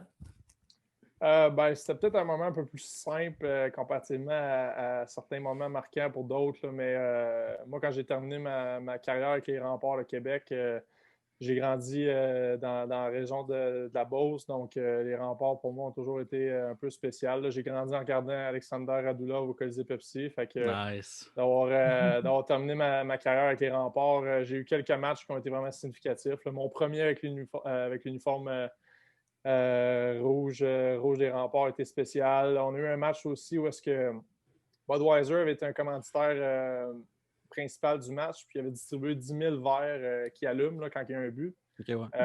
Fait que ça a été assez hot. Là, toutes les lumières qui se ferment à chaque but avec les verres qui scintillent durant le match, ça avait été assez hot. Jusqu'aux séries. Là. Mais je vous dirais que l'ensemble de mon parcours avec les Remparts était assez spécial un peu à cause d'où est-ce que je viens, mon enfance. Donc, pu partager ça avec ma famille. Un petit gars du lac Etchemin. Exact. Ouais, parlant du lac Etchemin, là, on salue Thomas Morin qui a réussi à nous avoir Antoine ici. Il voulait que je dise un petit salut là-dessus, donc on le salue là-dessus. Moi, j'aimerais ça savoir parce qu'en étant gardien moi-même sur la glace, on a beaucoup de superstitions. Toi, c'est quoi la superstition que tu as la plus bizarre? Eh boy. Je vais peut-être être décevant là-dessus. Je pense pas que c'est quelque chose de... J'ai pas nécessairement une superstition qui est très bizarre. Je suis quelqu'un qui est quand même assez... je suis très constant dans ma préparation. Là. Fait que, du moment où est-ce que je me lève jusqu'à mon match, ça va être assez calculé. Là. J'aime plus ça appeler préparation. Mes coéquipiers vont dire que c'est bizarre, là, mais avant un match... moi, je fais toujours des balles au mur par moi-même. Là. Fait que, je m'isole toujours des gars tout seul pendant un certain moment. Là. Fait que c'était toujours après mes balles. Là, j'avais toujours une serviette avec moi où est-ce que je me mettais sur la tête. Puis là, j'allais juste réfléchir, penser à mon match, penser à des points clés. Que ce soit des points pour moi ou des points tactiques que je devais me rappeler durant le match. J'étais quelqu'un qui était gros sur la préparation. Donc, c'est peut-être la chose la plus... ouais, c'est pas bizarre, là, mais en tout cas, moi, je trouve pas que c'est bizarre, là, mais peut-être la chose la plus spéciale que je peux faire là, comparativement à n'importe quel autre joueur là, avant un match. Ouais. Ça soulage de savoir que c'est pas tous les gardiens qui sont trop bizarres. On a déjà vu pire. Oui. Ben, On a un a justement tout, qui est pire. Comme tout le monde, on a des petites superstitions de, je veux dire, on a mis un habit telle journée, on a gagné, la fois d'après, on va le remettre. Maintenant que j'y pense, j'ai peut-être quand j'ai joué avec les Remparts, la chose peut-être la plus spéciale que j'ai faite, puis on l'a vraiment poussé jusqu'à la fin, mais moi puis Pascal Laberge, qui joue maintenant dans la Ligue américaine dans le club école des Flyers, elle était avec moi à Québec, puis moi puis Pascal, on avait été déjeuner ensemble à un petit restaurant déjeuner dans le coin de Loretteville à Québec. C'était comme entre nos deux pensions, puis on avait été là un jour de match, puis cette journée-là, j'avais fait un blanchissage, on avait gagné. J'avais dit à l'Abbé, j'avais dit, il faut retourner là à chaque match à domicile. Il dit, à chaque match à domicile. On retournera là à chaque matin. Puis comme de fait, on allait là chaque matin, puis c'était toujours la même serveuse, elle s'appelait Carole, qui était toujours là avec nous autres.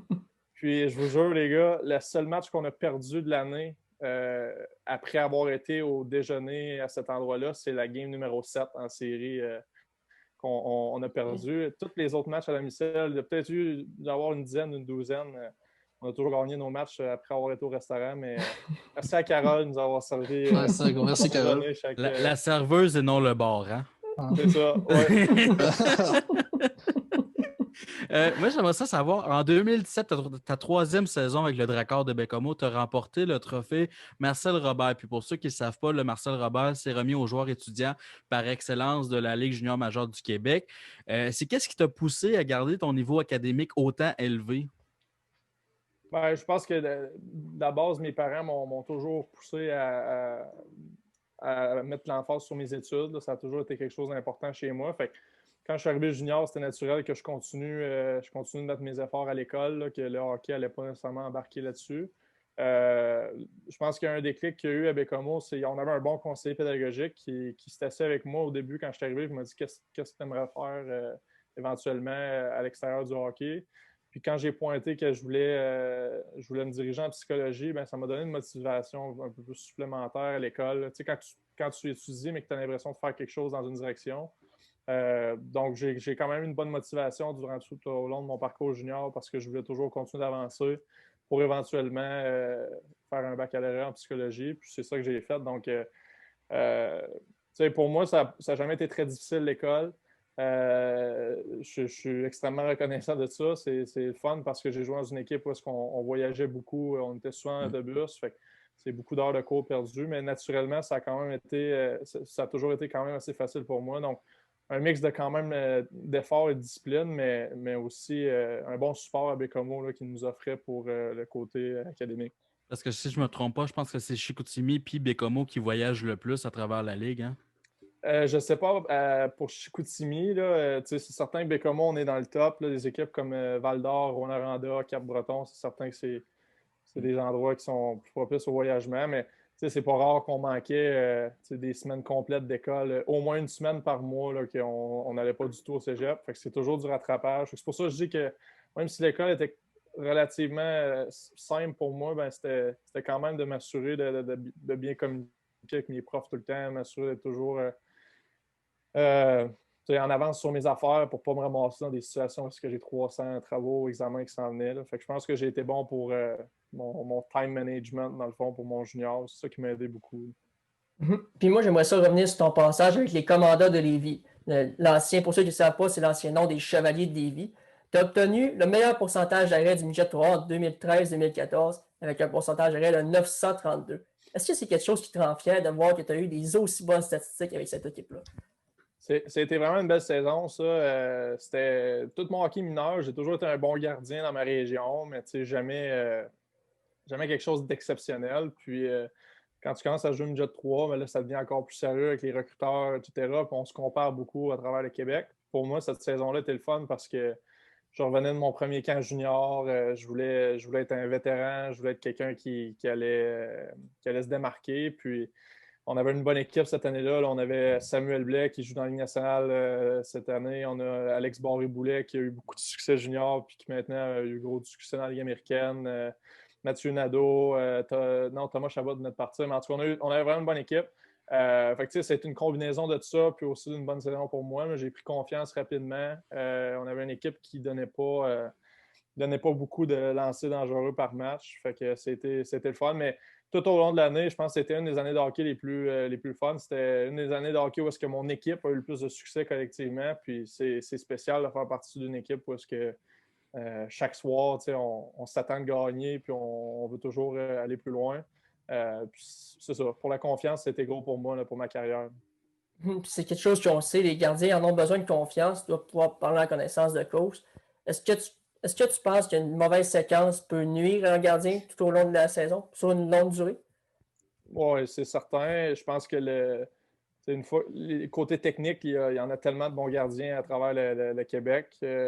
Ça se passe, la grosse différence passe souvent sur notre gestion de match, gestion du stress. Puis même le meilleur gardien au monde, il va être stressé. Il faut qu'il trouve une façon de bien le gérer.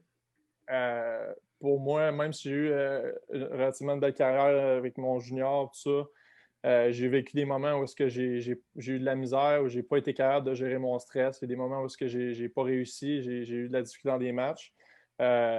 Heureusement, j'en ai eu moins. Ça ne s'est pas arrivé trop souvent, puis j'ai été capable de bien maintenir quand même une certaine constance dans ma carrière, mais c'est à chaque jour. C'est une pression qui est constante. Puis même quand elle ne vient pas de l'extérieur, si tu as un minimum de compétition à l'intérieur de toi, ben, tu t'imposes ce stress-là. Donc, c'est de trouver une façon de le gérer, mais c'est aussi de trouver une façon de revenir. Quand je parle de préparation, là, que mes journées étaient calibrées au quart de tour, ben, quand tu as cette préparation-là, ben, de faire confiance à ça, puis de faire confiance à tes aptitudes, quand il y a des moments qui sont plus difficiles, ben, ça peut t'aider à revenir sur ton droit chemin. Fait que c'est de pas paniquer, en fait, selon moi, qui est la clé, mais c'est beaucoup plus facile à dire qu'à faire.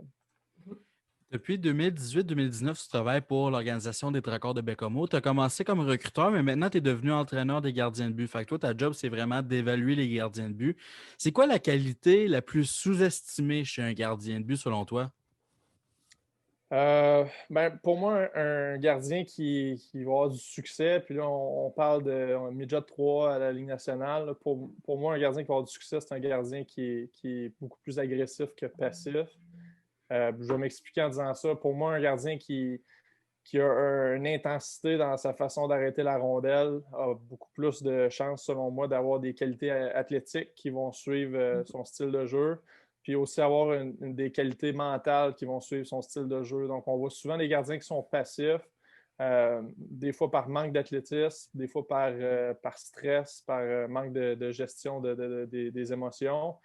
Des gardiens qui sont plus émotifs, pas plus émotifs, mais plus dans le feu de l'action, qui sont plus portés à être... on les sent exciter un peu dans le filet, on les sent toujours sur le top de leur demi-cercle, on les voit se battre pour des rondelles. C'est souvent des gardiens qui ont des personnalités un peu plus réactives, un peu plus up-tempo. Pour moi, ça, c'est une belle qualité parce que souvent, ces gens-là réfléchissent moins, sont beaucoup moins cérébrales, puis sont beaucoup plus dans l'action. Je pense que c'est une grosse partie de la game.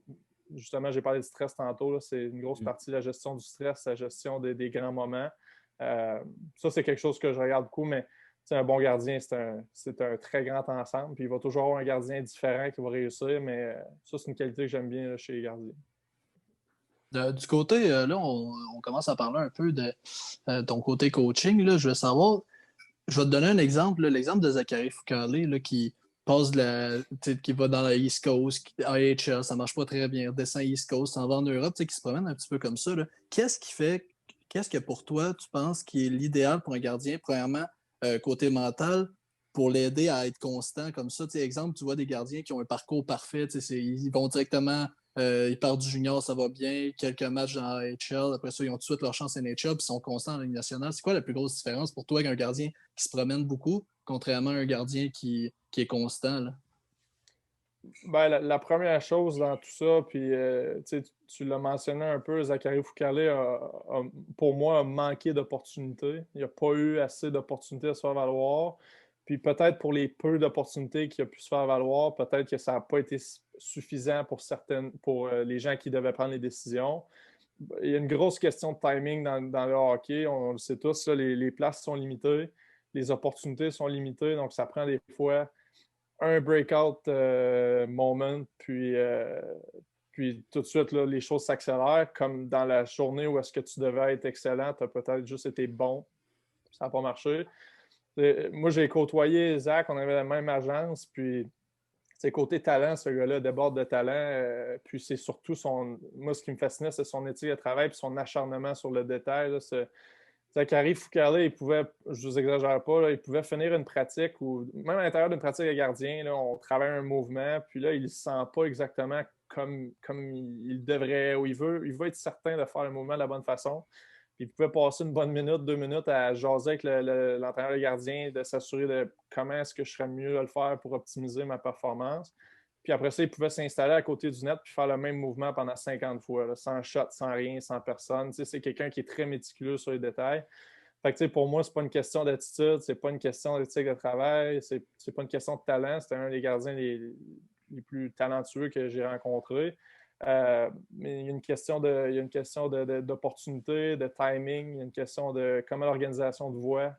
C'est très subjectif, le hockey, puis on le voit à travers la Ligue nationale où est-ce que des gardiens ou des joueurs ont beaucoup de succès à un endroit ou pas du tout de succès, puis ils changent d'endroit, puis on a l'impression que ça les a changés complètement. Là. Je pense que c'est un ensemble de facteurs comme ça, mais certainement, là, ton nombre d'opportunités, puis comment tu vas réagir justement à ces opportunités-là, ça va avoir un gros impact justement sur l'évolution de ta carrière. Ben, tu l'as mentionné, là, une carrière de gardien de but, c'est une carrière un peu en montagne russe. Mettons un exemple comme ça, Devin Dominic qui part, un gardien de but que personne ne veut, devient gardien presque idéal pour n'importe quelle équipe de la Ligue nationale, puis là, présentement, se cherche encore un nouvel emploi. Ben, il y en a un, mais il se cherche constamment. C'est quoi le rôle d'un entraîneur, justement, quand un gardien commence à déferler vers des situations comme ça? Ben, en tant qu'entraîneur des gardiens, premièrement, on a un rôle extrêmement différent puis, que l'entraîneur-chef dans notre relation avec nos gardiens. On a un rôle privilégié où est-ce que moi, chaque matin, peu importe la performance de mon gardien la veille, je ne suis pas là pour lui faire la morale, je ne suis pas là pour prendre des décisions difficiles sur lui, je ne suis pas là pour le couper, l'échanger, le faire gauler le lendemain. Même si j'ai mon opinion puis qui a un impact sur les décisions d'entraîneur-chef, moi, mon rôle, c'est de m'assurer que peu importe qui est dans le filet, que ce soit mon jeune, mon vétéran, mon deuxième, mon premier gardien, c'est qu'il y ait des outils pour performer.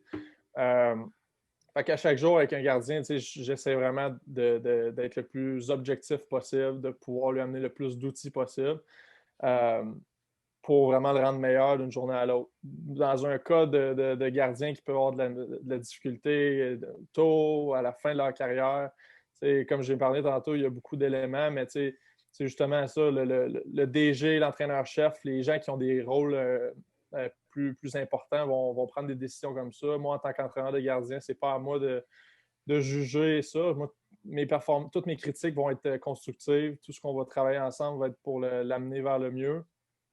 Parce qu'à la fin de la journée, moi, je suis évalué, mon travail, c'est de les rendre meilleurs. C'est pas de décider si on continue avec lui ou si ça. J'ai à prendre ces décisions-là en commun accord avec mes boss. Mais on travaille beaucoup les habiletés individuelles, les outils pour se sortir de situations difficiles. C'est là-dessus que je focus. Puis, tu as été recruteur aussi en 2018-2019, si je ne me trompe pas. Est-ce que tu crois que l'œil d'un recruteur peut t'aider en étant entraîneur des gardiens? Ouais, ben, je m'occupe encore du recrutement des gardiens OK. avec le Drakkar, là. En fait, mon rôle a évolué beaucoup depuis le début avec le Drakkar. Ça a commencé un peu avec un partenariat de recrutement.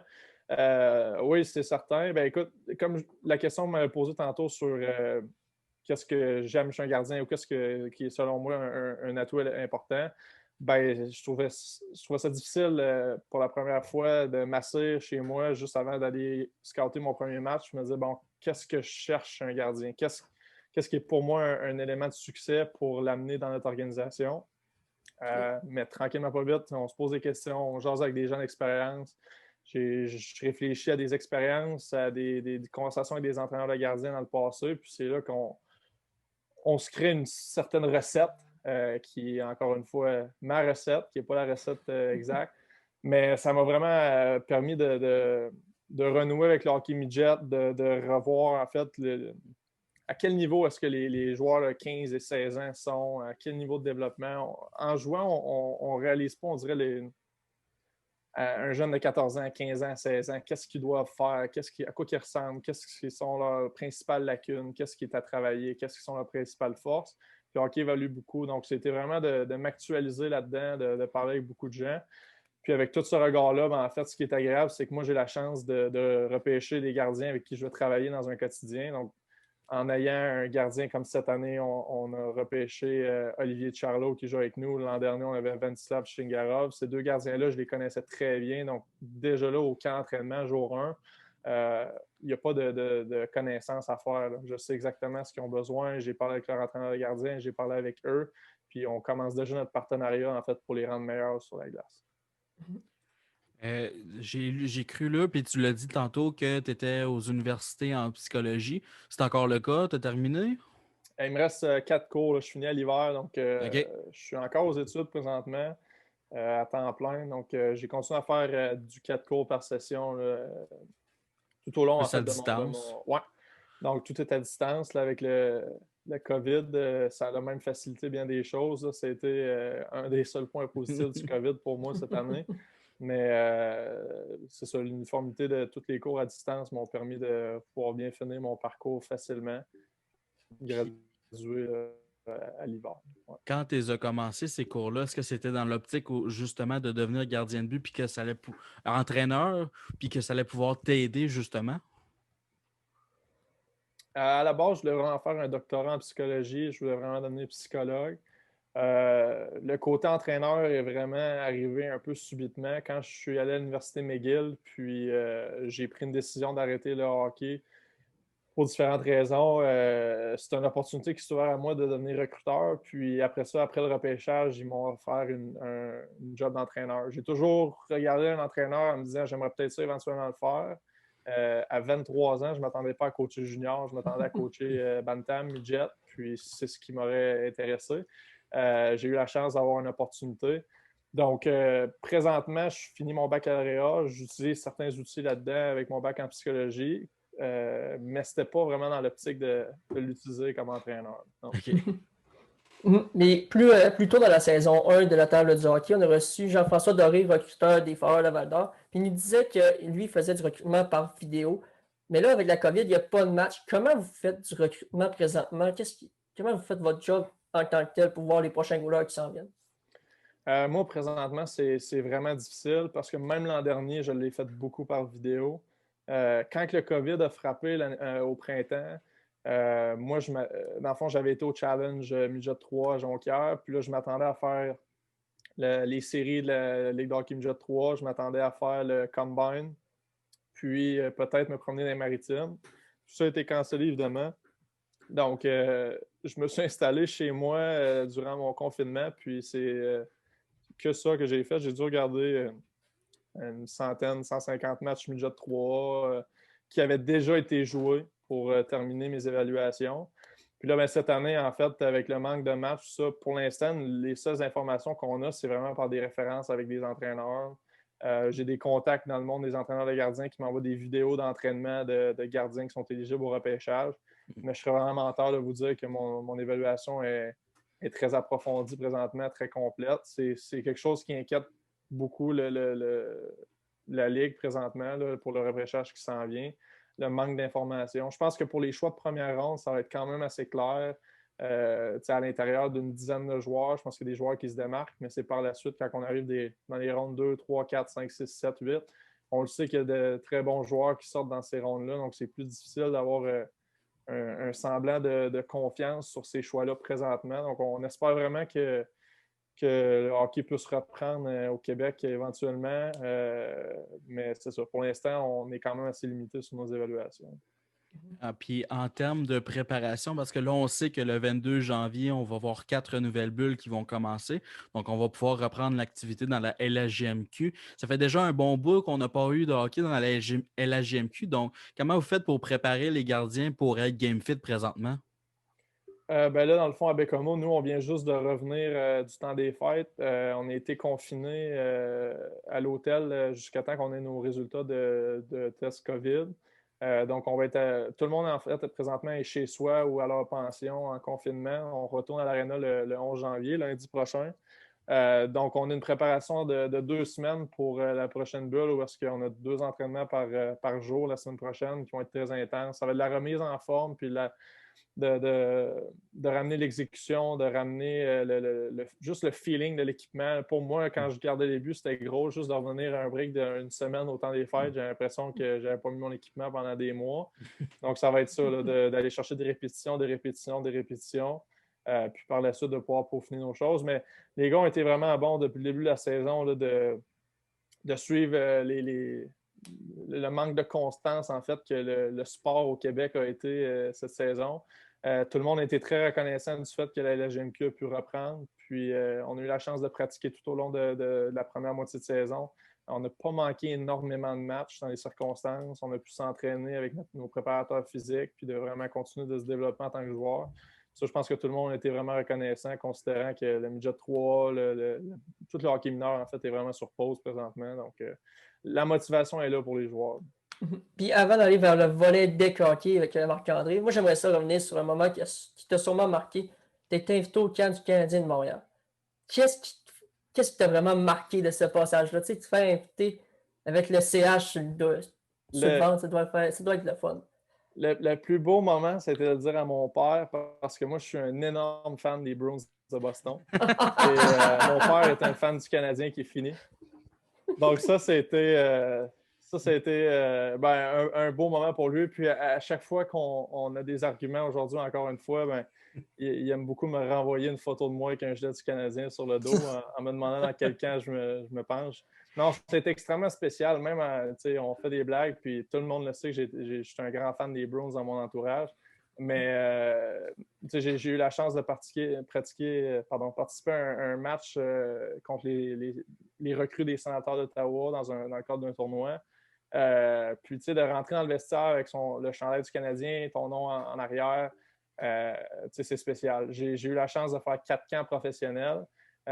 Puis, chaque camp avait vraiment sa particularité. Puis, d'être à Montréal, de faire partie de cette tradition-là, pour l'instant, le moment, c'était vraiment spécial. Bon, maintenant, c'est l'heure. On va embarquer dans le moment deck. Je sais que ça te fait rire toutes les fois qu'on en parle. Mon père risque de sauvegarder ce clip-là, puis me l'a renvoyé à chaque fois que les Bruins battent le CH en série. Bon, comme j'allais dire, côté deck, moi, j'étais là au premier match que tu as joué cette saison. Je sais à peu près de quoi que tu as de l'air sur une surface de deck. Je veux savoir, c'est quoi qui est le plus difficile de s'adapter entre la glace et le deck pour toi dans le filet? La première chose qui est le pire, puis si tu as passé proche de mon filet, souvent, tu m'as sûrement entendu me plaindre à multiples reprises. J'ai jamais été un grand fan de deck hockey parce que mon conditionnement physique me le permet moins bien maintenant. C'est extrêmement difficile de goaler au deck hockey, je trouve. Il faut toujours que tu sois sur le bout de tes orteils, puis tu peux pas te déplacer en glissade comme tu peux le faire sur la glace. Donc, tu es toujours en train de sauter d'un endroit à l'autre, puis de plonger. Quand tu es dans le mois de mai ou dans le mois d'août, c'est pas pire. Une fois que tu es en canicule en juillet, tu te demandes vraiment, tu commences à reconsidérer tes choix dans la vie. Et, quand ils rajoutent des temps d'arrêt, là, ça c'est le fun. Un temps d'arrêt par période. Parce que moi, je suis pas mal sûr que mes stats sont meilleurs contre toi en troisième période qu'en première. Oui, c'est probablement, c'est probablement vrai, ça. Puis ma deuxième question à propos de ça, là, tu me disais tantôt que tu jouais au deck beaucoup pour le plaisir de jouer avec tes chums, tout ça. Est-ce que c'est quelque chose que plus tard ou éventuellement tu vises de développer, autant que ce soit, je sais pas si tu as entendu parler de la Ligue nationale de hockey qui va partir ou quelque chose comme ça? Honnêtement, j'ai jamais vraiment réfléchi à ça. Je suis quelqu'un de compétitif de nature, puis pour moi, d'embarquer dans une ligue de water polo ou de deck hockey, j'embarque, puis je donne toujours tout ce que je peux, puis ça pourrait être quelque chose qui serait le fun, qui pourrait m'intéresser. Je sais que j'ai déjà hâte à l'été prochain pour refaire du deck hockey, mais pour moi, c'est vraiment la première chose qui m'a fait embarquer dans le deck hockey, c'est le fait que tous mes amis sont à gauche, à droite, dans la Ligue américaine, dans le junior majeur, à travailler. Il y en a qui sont dans l'armée, il y en a qui sont partis en Alberta pour l'hiver. De tout revenir l'été, puis à chaque semaine, à chaque jeudi soir, ben, on se retrouve tous pour jouer le sport qu'on aime le plus.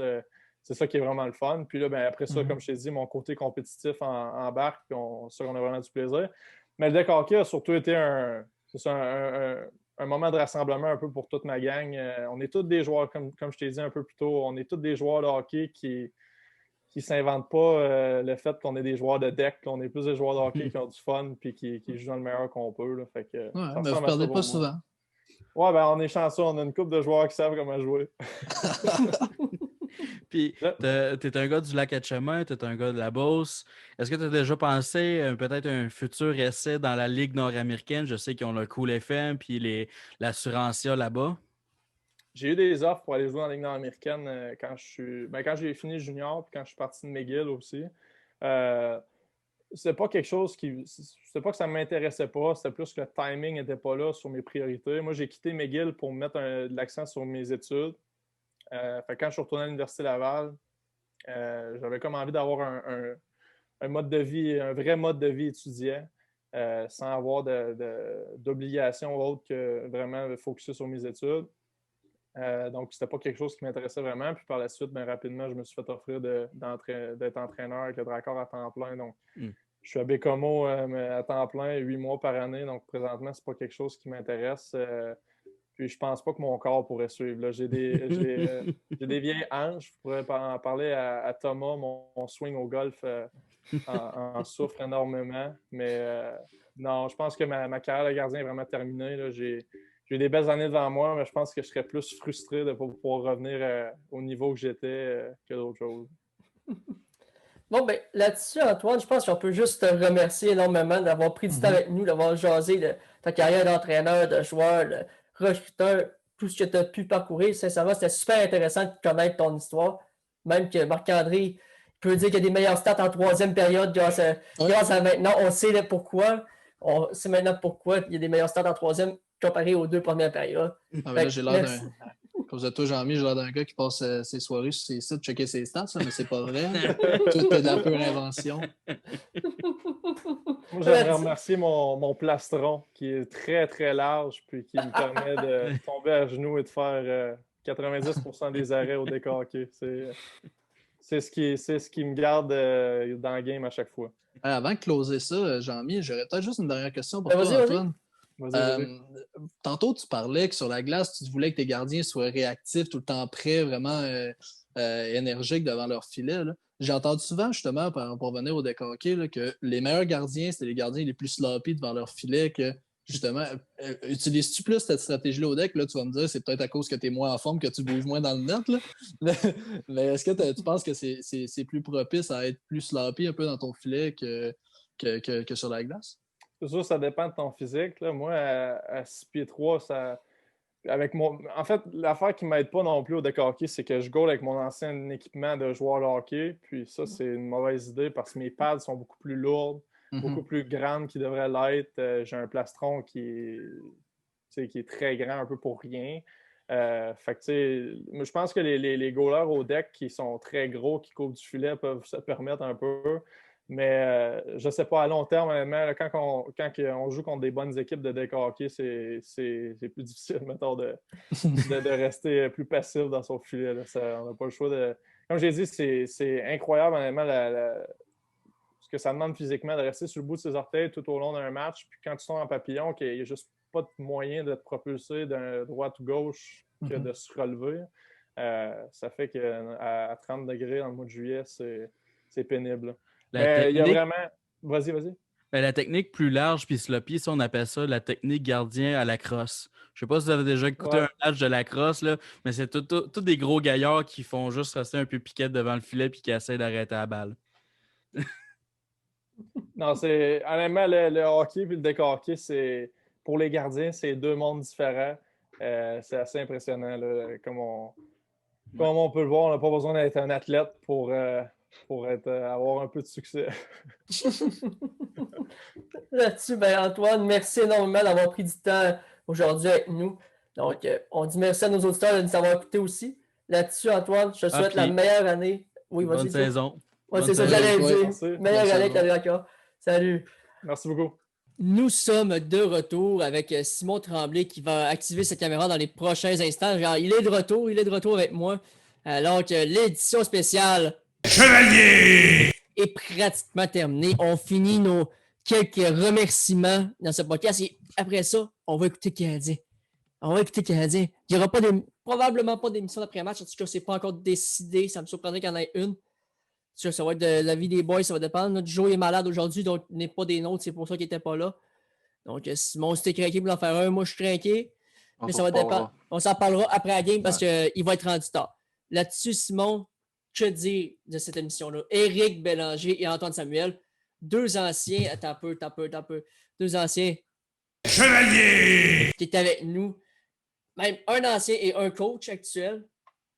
Je pense qu'on ne peut pas être, encore une fois, reconnaissant envers les gars. On ne peut pas être assez reconnaissant pour ça.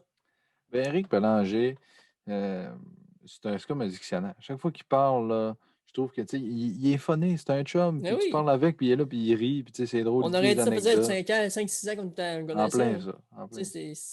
Moi, c'est ce que j'aime du podcast. Ça nous fait connaître du nouveau monde. Fait voir les expériences. Et on se fait connaître aussi. On se fait connaître aussi, Simon. Pendant le podcast, j'ai vu, il y a plein de ces joueurs qui se sont connectés. Puis, c'est le fun dans ce temps-là. 36 vues, je pense. Oui, on a pogné 36 vues. Puis en parlant de 36, ça fait 1h36 sur une en live. C'est concept. Mais sincèrement, merci à tous ceux qui ont été là. Puis avant de finir, on va faire un petit point sur notre pool de prédiction. Moi, je veux juste te parler un peu du fantasy qu'on a. Écoute bien ça. Varlamov veut blanchir les Bruins. Je l'ai dans mon pool. Il n'était même pas sur mon alignement. Fait que c'est un point à pas compter. J'étais à 4. S'il vous plaît. Ça, on voit ça. Puis je vais rajouter là-dedans la petite case prédiction de notre invité. Quand on va recevoir des invités, on va leur demander la prédiction du match qui s'en vient. Ça pourrait être intéressant de savoir. Là, Éric Bélanger a pris pour le Canadien. Fait à chaque invité qu'on va recevoir, on va demander la prédiction du prochain match du Canadien. Ça pourrait être intéressant de voir qui a le mieux prédit dans l'année. Les invités, ils vont aller dans lesquels... ils vont aller dans un autre case. Ça va être un autre classement juste pour eux, savoir qui a bien prédit, qui n'a pas bien prédit. Donc, je pense que ça peut être intéressant de suivre. Là, on voit assez le classement. Là. Il y a 2 égalités au premier rang en Jonathan Defoy et Marc-André Savard. Par la suite, on y va avec beaucoup d'égalités. 1, 2, 3, 4, 5, 6 égalités. 7 même, parce que Yannick Tifu et les fans ont voté là-dessus. Mais ça va se finir là parce que Marc-Antoine Corneau est dernier, 10e. On va voir les prédictions pour aujourd'hui. Ce ne sera pas bien long. Juste Michael, en passant, il y a Stéphane Fortin qui vient de m'envoyer un message privé. Beau changement de décor. Ça fait du bien. C'est-tu qui m'a envoyé? Oui, beau changement de décor, c'est vraiment beau. Merci, Stéphane. Ça fait plaisir, Stéphane. Tu nous écoutes, je le sais. J'entends le feedback en haut. Donc, c'est ça qui est le fun d'avoir du monde qui nous écoute. Notre changement de décor, ça fait bien. Malheureusement, moi, je vais quitter mon décor. C'est mon dernier podcast sur ce fond de décor-là que j'adorais. Et on va revenir le plus tôt possible lorsque je vais pouvoir faire un podcast ici. Je vais être bien heureux de faire un podcast dans ce décor-là. Mais on voit les prédictions pour le match de ce soir. J'ai pris les Canadiens. Simon t'a pris le Canadien. Jonathan a fait encore une fois pas comme les autres, a pris les Oilers. Marc-André Savard a pris le Canadien. Félix Benz a pris les Oilers. Félix Laroche, notre collaborateur, a pris le Canadien. Marc-Antoine Corneau a pris le Canadien aussi. Antoine Gagnon a pris le Canadien. Vous avez pris le Canadien à 81% sur les votes de notre compte Instagram. D'ailleurs, allez suivre notre compte Instagram, La Table du Hockey. pour pouvoir voter pour le choix du partisan. Et Yannick Tiffu a voté pour les Oilers d'Edmonton ce soir à son dépourvu, parce qu'il ne voulait pas voter pour les Oilers. Il nous l'a dit, je ne veux pas voter pour les Oilers, mais j'ai comme quelque chose qui me dit qu'il faut que je vote pour eux. Donc, c'était pas mal ça pour aujourd'hui. C'était, encore une fois, la table du hockey. On a eu de très bons invités ce soir. 2 invités. La première fois de la table du hockey qu'on reçoit 2 invités dans un show. Je pense qu'on peut être heureux de ça. Sur ça, c'était Jean-Michel Fortin, Félix Benz qui nous a quittés, Simon Tremblay, Éric Bélanger et Antoine Samuel. Que dire de plus, à part un, c'est pas bien long. Là-dessus, c'était, encore une fois, la table du hockey. Sur ça, ciao, bye.